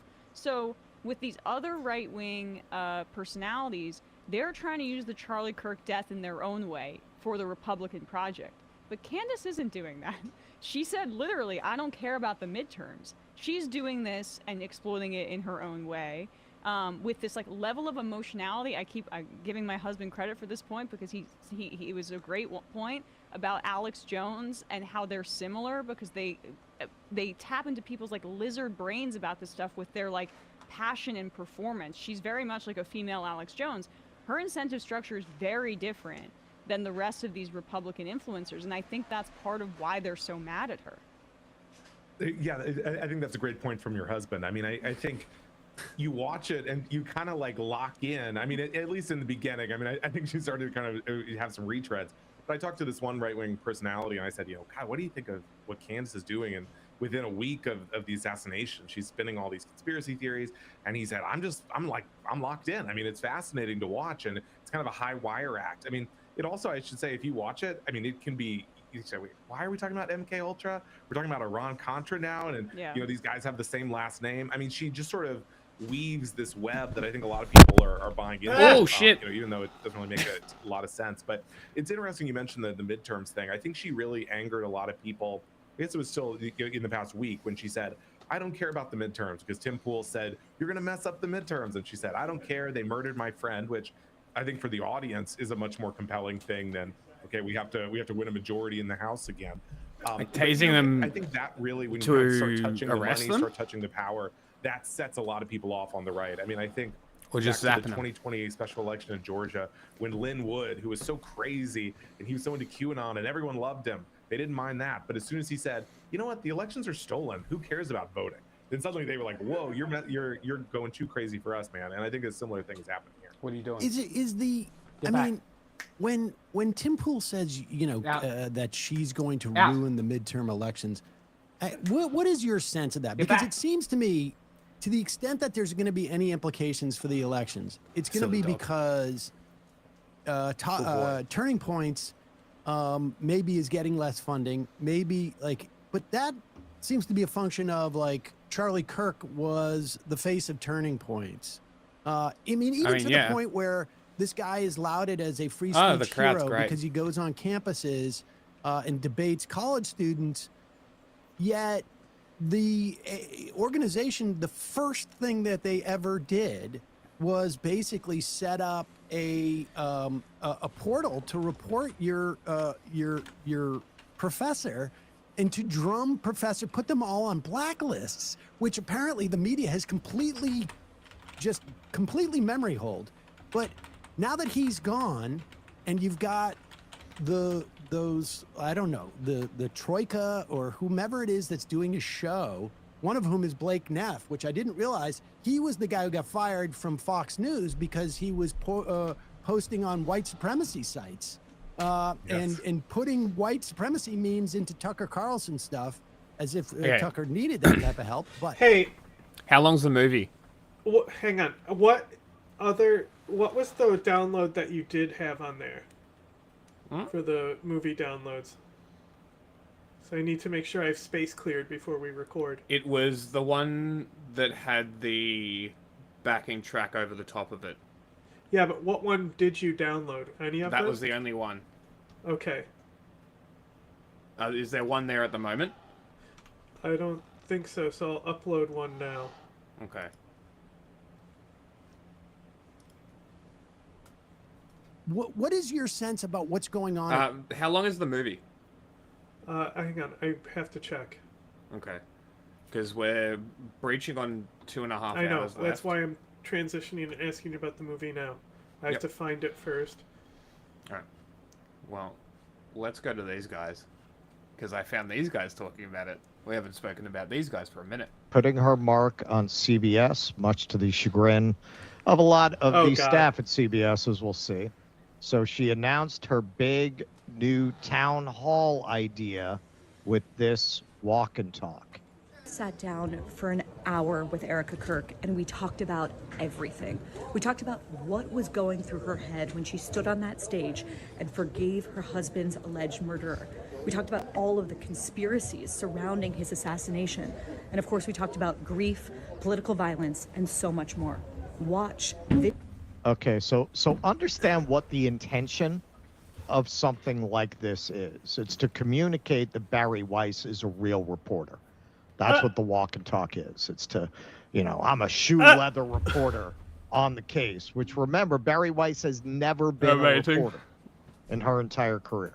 She has only ever been an opinion writer. She has never been a journalist. Really? Yep. But she is taking advantage of her position to act out her fantasy and cause. How does an op-ed queen become the editor-in-chief? That is something else. Because I would imagine that most editors would be reporters at some point. I imagine the pipeline is mostly reporter to editors. And opinion writers are mostly features. I imagine that's how we would do it. Like if I was had a staff, I would imagine that the opinion writers would be guest writers. And we would get opinions from people who don't work for us.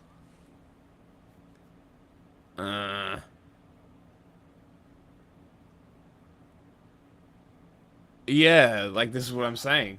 And not opinions though, right? Actual news. Right, for a beat. Like, having an opinion writer become an editor-in-chief seems rare. Play as a Saturday journalist. night on CBS at 8 p.m. Okay, so some of the actual journalists didn't take too kindly to this. CBS News staffers rip shallow Barry Weiss for moderating absurd network town hall with Erica Kirk. How embarrassing, one network staffer told the I forgot that she was a moderator. That was supposed to be a moderator. Cool. Independent. Barry's been editor-in-chief for 5 seconds and has revealed that all she really wants is to be on TV herself. Remember, editor-in-chiefs don't normally do this. That's true. They true. don't normally appear in front of camera this way. Right. So here are some of the questions you had to answer to come to this town hall and be in the audience. Which religious figures or leaders do you most admire? Are you grieving the loss of a loved one? If so, please share who and how you're coping with your grief. Would you describe yourself as evangelical? If so, why? So that was a completely natural audience with a mix of opinions that they had in there for that town hall, not controlled at all. So in the lead up to this, Barry Weiss said something that's very revealing of why she's been hired in the first place and why she'd be having Erica Kirk on. Very revealing of why Larry Ellison installed somebody who's completely unqualified to be in that position. She's very qualified for what he wants, which is, and this is very much the Zionist project. They really, really, really want to tie right-wing conservatives to a Zionist agenda and to a censorship agenda. Sure. They have, from day one, they have been trying to make it woke to not share Zionist opinions and to not want to suppress speech. They have been desperately trying to tie those things together. Barry. It's funny. They make an interesting point because I've been seeing this as well. I mean, it's pretty easy. Again, Jeff one-ups on fucking calling out Israel, and so can Tucker That's true. Carlson and all this shit. Yeah. Like, wow, you condemn Zionism. Like, standing up against fucking Nazis. Very brave of you, bro. Well, this is what I was like, going to we say. already know, like, these guys are fuckheads. It shouldn't be surprising. I know. That somebody can recognize that Zionism is You're bad. misunderstanding what I'm saying. I'm saying that it's very interesting that they're saying this because we're seeing the same refusal to let Nazis speak, or the refusal to refuse to let Nazis speak, is also very common in the March for Australia crowd. Right? They get told that they're Nazis and they're like, well, no, not really. Well, we don't believe you. And then it comes out that they're Nazis and they're like, well, we don't like the Nazis. Well, you shouldn't have let them speak at your fucking rallies then, huh? and this is what I keep arguing with people, is like, Nazis are anti-democratic.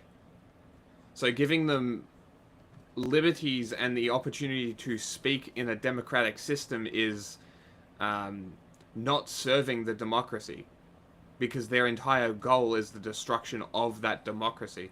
They don't want the people to have a say, so they don't get to speak.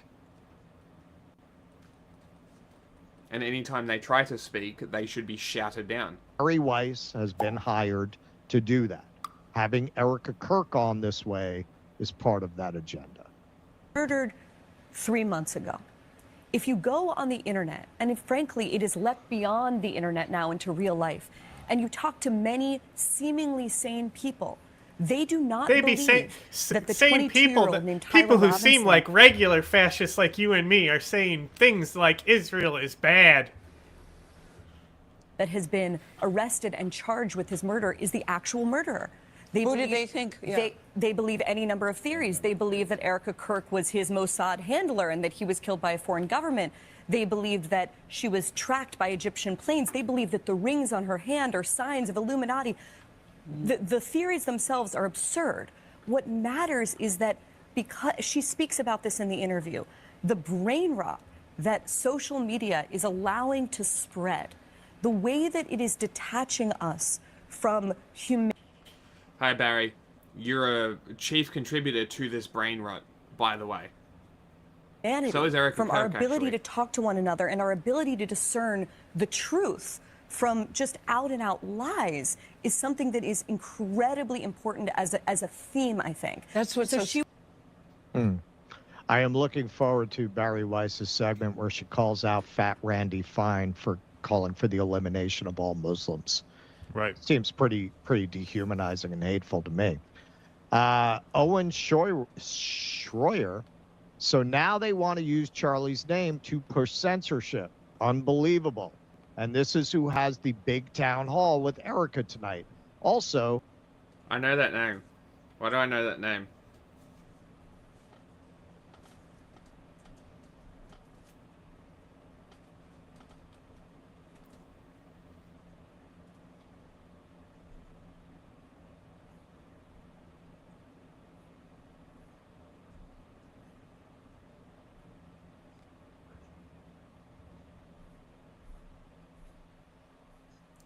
Why do I know this name? Why do I know this guy? I don't recognize him at all. Owen Schroyer. I don't recognize him, but I know his name. Why? Oh, look. Some fascist propaganda on his account. Great. We was Kang's shit. who has benefited greatly during this administration via Ellison? Zayd Jilani. Zayd Jilani, man, he's, I don't know, man. We're going to have to start calling him right-wing adjacent. This is the second time he's come up tonight in agreement with some people on the right. Now that a billionaire who shares her parochial interests hired her back into mainstream media, she no longer has to pretend to be in favor of alternative and independent media. Exactly. Of course, I'm joking. You know what? Lobotomy victim, former reporter, current bottom bitch to a dry drunk, Matt Taibbi, assured us that everyone complaining about Barry Weiss taking over CBS News was a jealous loser who's like a spaniel expecting their master to cut everything into bits. She was the plucky, He works for independent InfoWars. media Oh, person who one was of these gonna guys bring a did? newfangled. I'm not surprised. independent- That's where I know him from. No, Owen Schroyer is InfoWars guy. One none the of these sources guys that they then. brought up. No. One of the guys that okay. they brought up. One of the tweets. Media sheen to CBS, doesn't really look like it's working out that way. It looks like she's using her platform to call for censorship, something that Matt used to care a lot about. Not so much lately. I guess every time he tries to speak on those things, Walter puts him down at the bottom of the well and he gets the hose again. 25 posts in 3 days from CBS. Corporate press called out Drew for disinformation about the mass shooting. Named him in an article as a disinformation agent. Amazing. Featuring Barry Weiss with Erica Kirk, or maybe Erica Kirk with Barry Weiss. It's hard to tell who was supposed to be the one featured in all this. Yeah, very good point. And this includes a video, if anyone wants to look it up, of all those 25 posts they put up. Clint Russell here. So to get into some of the actual clips, I've never bought the Erica is Mossad arguments, but having a likely Mossad asset like Barry ask her this question makes me wonder. Also, this entire interview is a disaster. So scripted and fake. TPUSA is in trouble. Just the truth. Yes. Let's take a look. And yet there are a huge number of conspiracy theories, you might call them brain rot, that are spreading right now online about the actual story behind the reality. One, people say that Tyler Robinson was actually a MAGA Republican. Or two, some people say you were actually a Mossad agent sitting in front of me, and you were Charlie's handler, and Israel killed Charlie. Right. Other people say that a number of men in the crowd were wearing maroon T-shirts, and this signifies that his killing was an elite airborne operation, whatever that means. They say that the rings on your fingers, which are my kids' initials, your kids' initials, my wedding band, the Medal of Freedom, my engagement ring. But apparently they symbolize some kind of secret plot. There's also a new theory that Egyptian aircraft have been tracking you. What is going on? Why are there so many conspiracies spreading about what seems to be a pretty open and shut case? This is the first time that we have seen evil on display where we have social media at our fingertips. Something so evil that happened, people are wanting answers immediately. They are wanting to figure out how to wrap their mind around this.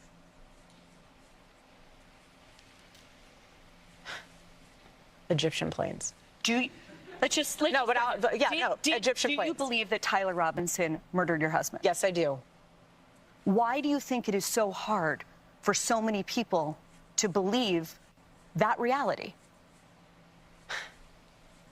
Because it's too simple. Again, everyone always has to think there's more to the story. Well, sometimes there's not. I've seen the autopsy report. I've seen our case pulled together. I've been in constant contact with our lawyers, the prosecuting team. I've seen.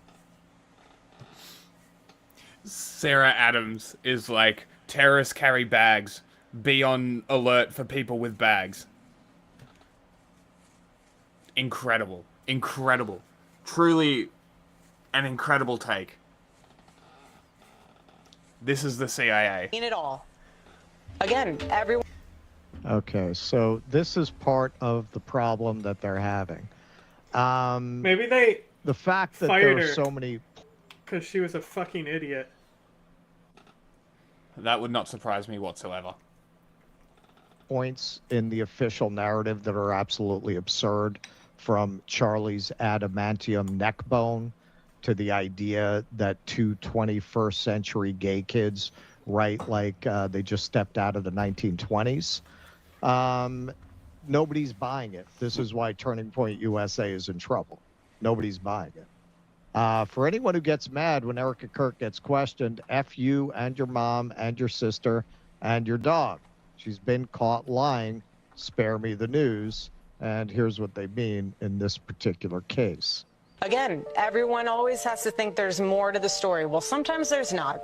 I've seen the autopsy report. I've seen our case pulled together. What did she say? I've seen the autopsy report. So I did do the request. They emailed me back. He did not go in for an autopsy. The death certificate was signed by the doctor at the hospital. Oh, okay. Can you just do a field clip documenting that? I'm sorry, 10-9? Can you just add a step to the case documenting that there was no autopsy? This is insane. Why are they using the Marcus the Worm voice? Yeah, and that is one of many things, because the official narrative is really The official indefensible. narrative. You start defending the official narrative, you're going to start running up against a lot of contradictory facts. This is another clip But that you guys made the rounds never have of contradicting facts, Erica right? Kirk Not even claiming once. That Charlie was fiercely loyal to Israel. Charlie always would say very clearly, Jew hate was brain rot. He would always say it. We've been to Israel twice together.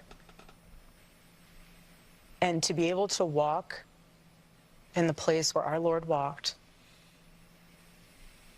and see the Bible come to life in Technicolor, how could you hate that place? In Technicolor? How could you hate Like it was the Wizard of the Oz Jewish and some people? shit? Why? Because you need to fulfill a conspiracy theory? I'm wrapped. Israel is literally committing a fucking genocide. I don't know why this is so hard for these fucking people to comprehend that when you commit genocide, people fucking hate you. And people say I'm a part of conspiracy theories all the time. It's sick. And it needs to stop. We are human. No one is perfect. No Christian is perfect. No Jew is perfect. No Muslim is perfect. Is We anyone are buying this broken, Erica Kirk sinful shit? humans in I need don't of a think- Lord surely and not. Savior. And that's why it is so important to give your life to the Lord. Because once you do that and you fully surrender to the Lord, you have no room in your heart for hate. If she was so And so, media sir, I am trained, how so come sorry we what never happened to your saw her daughter. until her husband I died? pray that does not happen, and I pray that that... How's Well, that you for see. a conspiracy? Well, you see, it's a Steven Crowder situation. Doesn't Is Steven something Crowder's that- ex-wife, didn't she fucking like do some podcast or something? I don't know, maybe. Let me see. Did Charlie Kirk Nope. have more than one car? No. Look up Steven Crowder's wife and see if she has a podcast. No relevant information. That is very sad. I will. I just need to know whether he had only one car.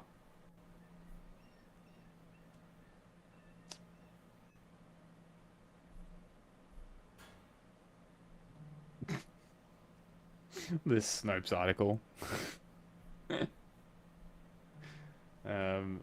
Stephen Crowder wife interview.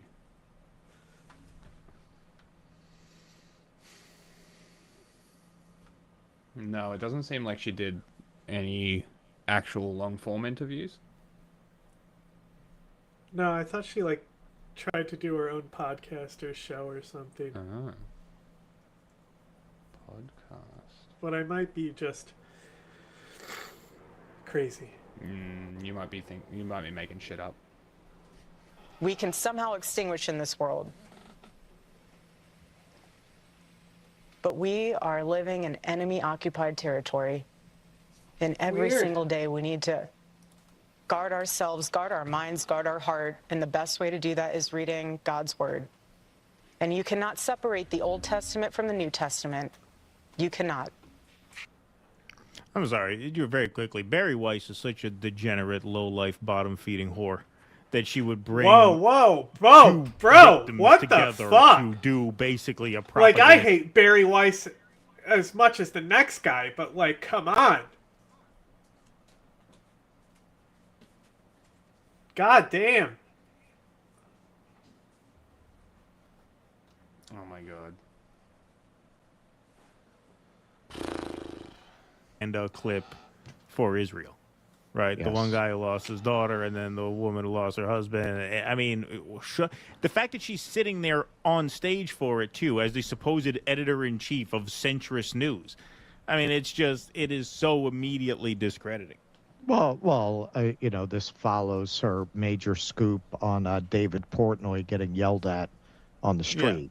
Yeah. Somebody who has said horrific things himself, although her crackerjack journalism didn't manage to uncover that. Even the leading questions that she asked to Erica. What about the Well, of Egyptian course. planes? What about the? Of you know, course. what a Of course. What a piece of shit. Well, this is She's a disgrace to the Weiss name. Is what she is.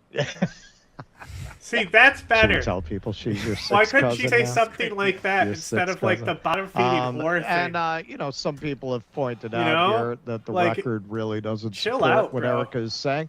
Not It was a that bit over the aggressive. course of his career he was not an Israel supporter, but you're kind of leaving out a major part of the story by not mentioning these texts, for example.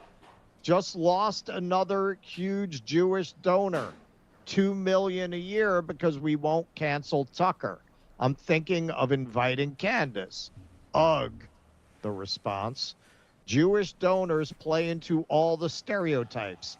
I Bro, cannot what the and fuck? will not be bullied What is like happening? this, leaving I mean, me no what do choice you but to expect from leave these the fucking clowns? pro-Israel cause. I'm sorry, you can't. Like, they already were like playing a Marcus the Worm video to show that there was no autopsy report. Like, you think she might have just meant the coroner's report or something, guys? Like, Jesus fucking Christ.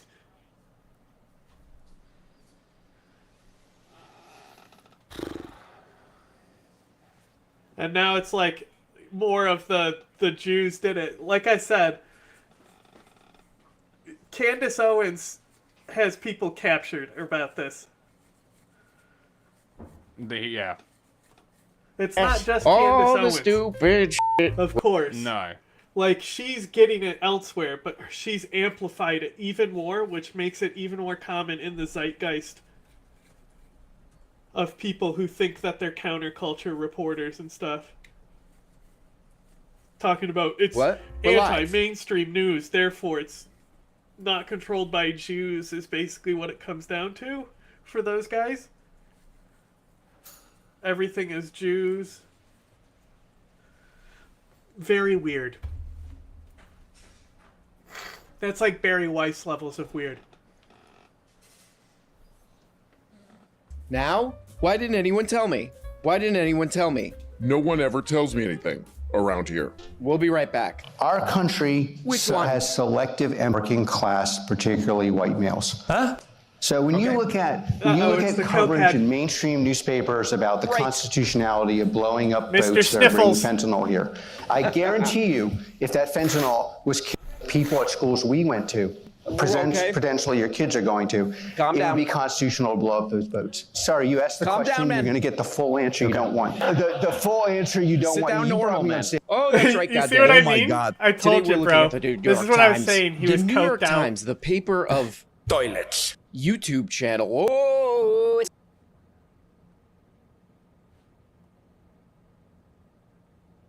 I don't know what's happening. it's all over the place, man.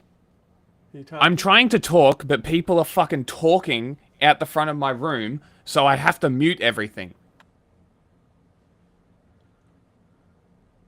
Okay, let's start here. What is the Palantir guy? A lot of people were sending me this clip. They're like, what's this guy doing in his chair, man? He's wiggling and twisting around in that chair like... Let's freaking peekaboo. Okay, that's a lot. That's a lot of words, man. Oh my God. Okay, so this is the Palantir guy. I don't know. This is what the New York Times does. What You the know, fuck the, is just calling a woman? It wasn't just saying that the whore. It was like, I don't necessarily condone this, but like, if you wanted to be clear that what you're saying is like whore in a gender neutral term, where you're saying like you're a whore for some like establishment or you know, whore for Zionism, that would have been a lot more impactful and less like misogynistic. gross. So, this is what I wanted to... So, you know this chick? Yeah. It seems like she's conspiracy weaving, trying to She does implicate that. Iran into this terror attack. Yep. Which is very fucking annoying. Yep. Very fucking annoying. I know. I'm watching it all. Yeah, so there's going to be a lot to talk about with this conspiracy weaving from people who, realistically, we shouldn't be seeing it from. Was here on their YouTube channel. He's like, Bro, I saw. gotta blow up boats. I'm not sure if I sent it to you. but it was someone who is like one of those activists like that who constantly just make up conspiracies to further a cause. And if you look at Pega's interview, I'm asking Pega about her, and not even Pega likes her. That's funny. I believe. But what was I saying even before? Oh, Armenia, right? So it's this type of girl for Armenia, and they go when they saw that the terrorists were Pakistan, they're like, Pakistan also helped Azerbaijan ethnically cleanse Artsakh. Like something, all Pakistanis are like this, something like that, right? But she was like linking this terrorist attack with Azerbaijan's ethnic cleansing of Artsakh. And I just took a picture and sent it to somebody and said, "Shut the fuck up." Fair enough. Shut the fuck up. It's the same shit as like India blaming the state of Pakistan. Actually, it's much more far-fetched because I can at least explain why India would blame the state of Pakistan for an attack in Kashmir. But like, two guys who don't even live in Pakistan, one guy who may have not even been there ever, has the son been to Pakistan even? Did they go home? I haven't seen anything like that. Because what are you trying to say? That it's either something that all Pakistanis are like this, so it's either a racist thing, or something where you believe that the government of Pakistan is orchestrating terrorist attacks all around the world, which is a fucking brain soup fucking thing. Like, there's no positive outcome for you in this situation. Like, something's wrong with you no matter what when you're saying things like this. Yes. What's going on over there? See what the comments are saying here. On the New York Times. Where can I see the New York Times YouTube channel? That's on YouTube. I should have suspected that one. Okay. The what are people upload will saying be here? done That chair needs to come with a so seatbelt soon. for Alex. Yeah, I he's was really also in that chair doing one of exporting these. something. And now that I like finished, so this the kind of upload should YouTube finish comment even sooner now. Yep. right here. Bro's first time using a chair. I'm having a hard time.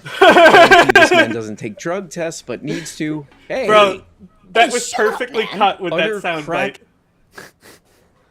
Energy delusion from this guy, and we should all be terrified. Okay. Positive reviews for the great New York Times. Okay. He is wired on adrenochrome. Okay. Okay, so yeah, man. Okay, so yeah, dude. A bunch of people were sending me this clip of this guy going all over the place in his chair. He's kind of in that chair, like... A bunch of people sent me this clip, so I'm like, oh, what the hell is this? So I looked through the New York Times YouTube channel, and it's weird. That's a weird one. This is a weird channel. This is a weird clip, and it's like, you look at the comments, they're like, what the hell's wrong with it? Every comment is like, what the hell is wrong with this guy? Why are you still doing this? But he's like, hey, you know who we're really helping blowing up those boats? Normal people. Normal, everyday people, especially white people. This is kind of funny. I actually found this New York Times Palantir guy interview on the Dave Rubin channel.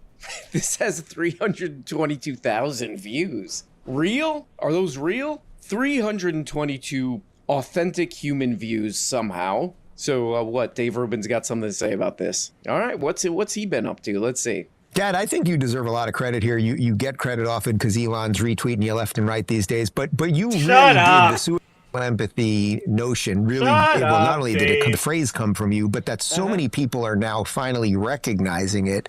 All right. It's empathy is a perfectly evolutionarily adaptive strategy. We are a social species. It makes perfect evolutionary sense for a social species to have empathy. But as Aristotle explained to us 2,500 years ago, in the right place, to the right people, in the right amount. And that's what the Palantir guy was referring to, right? That's a good channel, man. That's funny. People still watch that guy, Dave Rubin. 322,000 views. Who? I feel like every Dave Rubin viewer has probably been asked, Grandma, how did you find this? Like every single, anyway. But that's a funny little segment there. It's like, oh, this guy who's in the blowing stuff up business, he supports that. And then you cut to Dave Rubin, he's like, yeah, exactly, it's cool. All the comments in the actual video are like, ew, the weirdest thing I've ever seen. What's wrong with that guy? Is he on drugs? Cut to Dave Rubin, that guy, he's awesome. That guy's awesome. Do you not agree, other Dave Rubin? Yes, I do, Dave. Back to you. Let's freaking peekaboo. It's hardly the first presidential law. I actually think that we're looking for solutions in many of the wrong places. Meaning No, that we're not. The more it's true, media consumption is, as Stephanie is saying, at an all-time high. Are we That's happier? false. Is the country doing better because media consumption is at an all-time high? That's a different question. No, I think it's the only important question.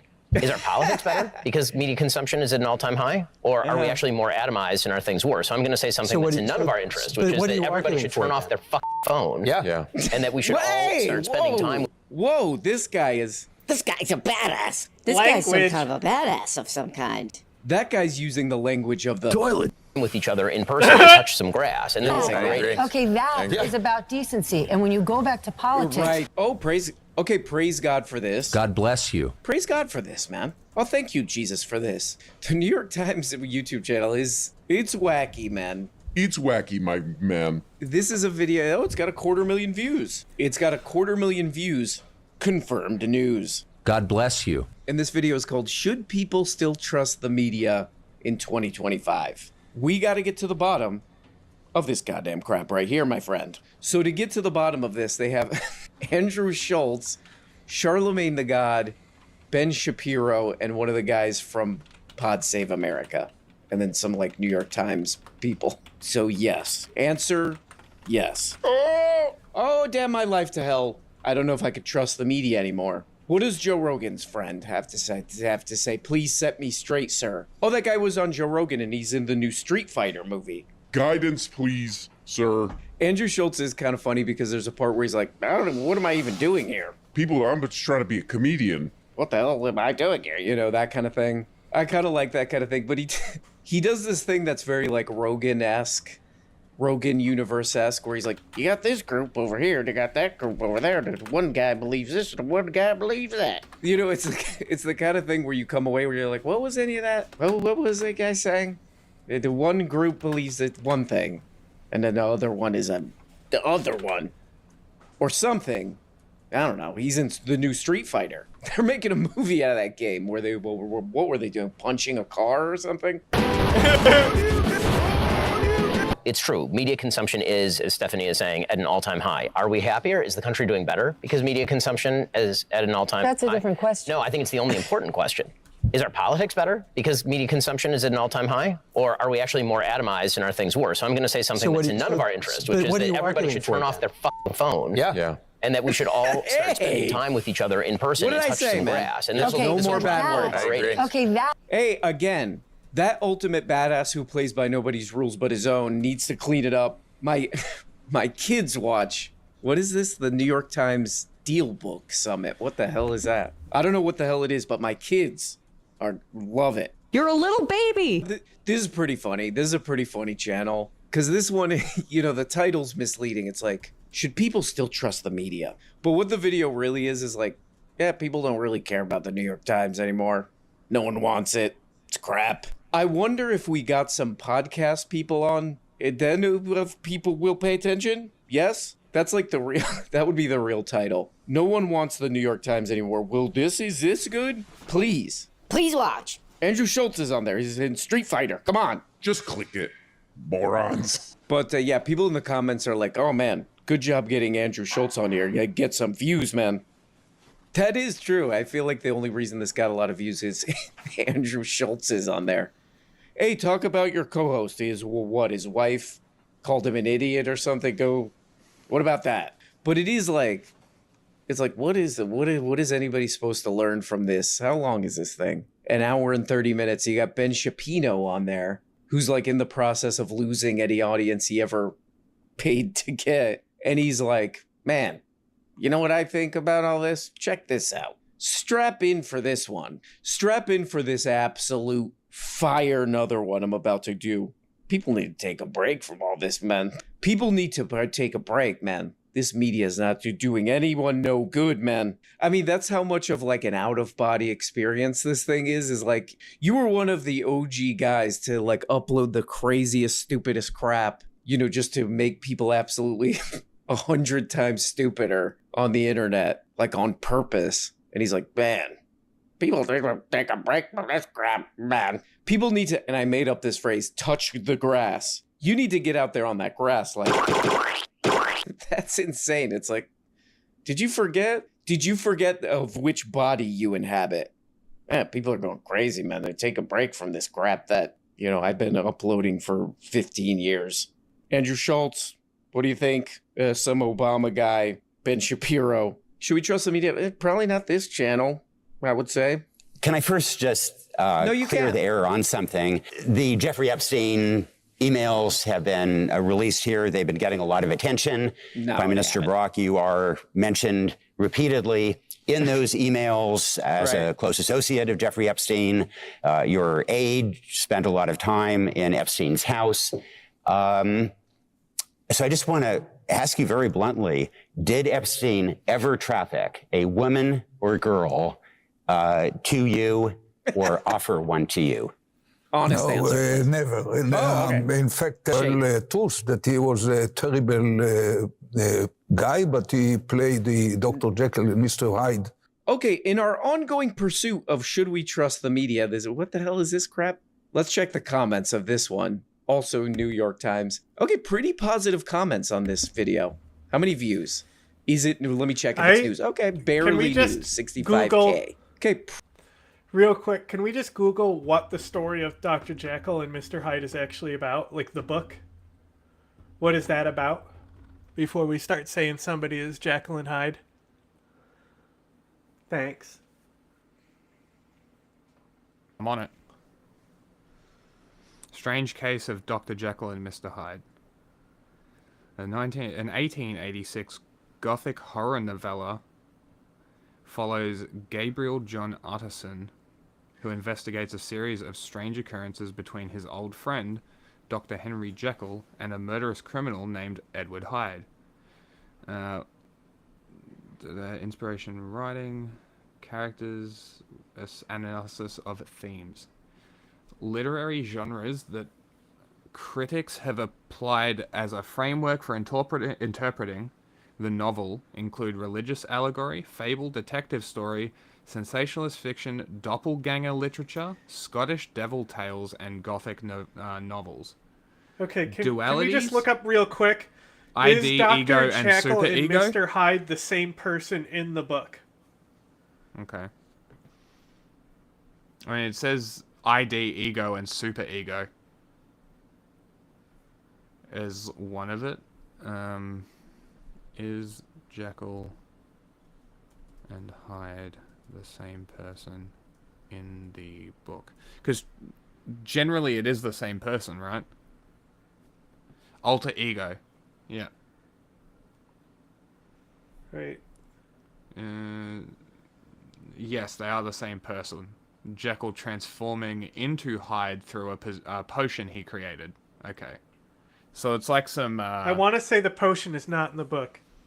Okay. So it's like some Eddie Murphy... what's that movie called? Nutty Professor. Nutty Professor. So it's the Nutty Professor, basically.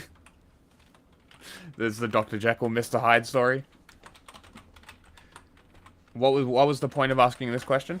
I just wanted to be sure we're using it in the right context, because I don't remember exactly, because I know that it's different than all the movies. Okay. See, I didn't know that. I thought the book and the movies were the same. In the Addams Family show Wednesday, a Hyde is also the same person. So I'm assuming that across most medias, it is the same person.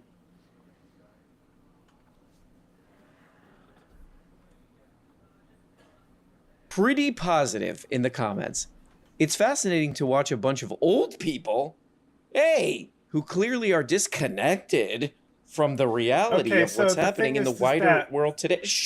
Hey, man. The you twist go to is jail, man. Okay, that I think they're I the got a same person positive at one the right here. end of the book. Bloodthirsty When all the ghouls. movies, you know it Hey, ahead of time. whoa, wait, shut up. And it's because that's illegal to say that. It's a okay, story so they were where asking everyone about, is knows the media twist already, trustworthy? so the movies The New York have Times taken was asking liberty that. to Hello, make it more I think this is exciting relevant for to the that. And movie, this 'cause actually it would be this is a boring if you positive knew one. it the whole time. Why would you invite Ehud Barak?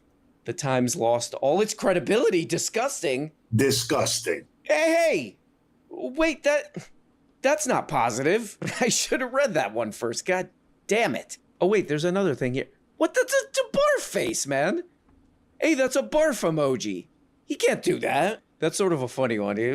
What is this, man? I guess this is like a drop site news. Like Ryan Grimm's website, Drop Site News, did all this reporting where they're like, hey, we went through these Epstein files.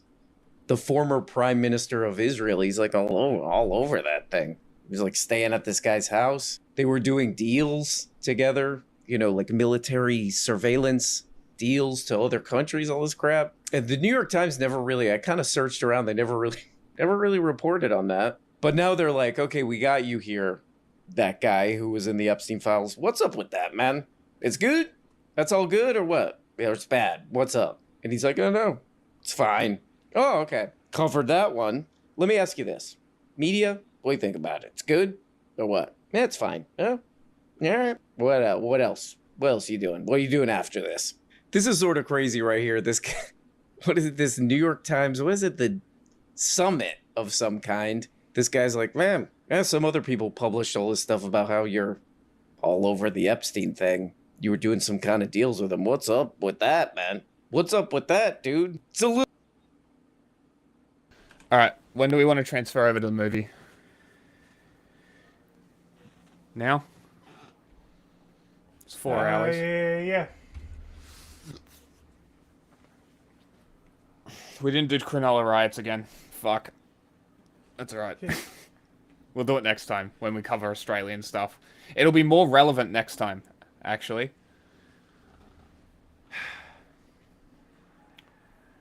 How long's the movie that won?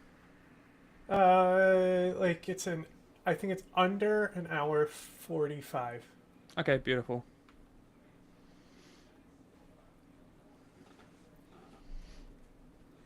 Okay, click the raid button.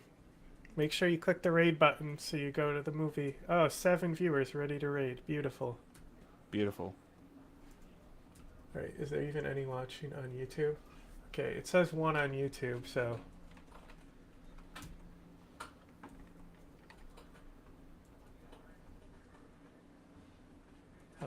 One second, I'm just gonna post a...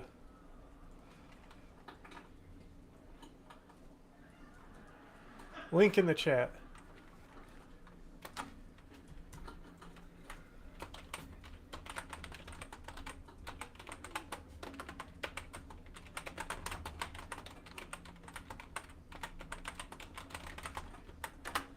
Okay.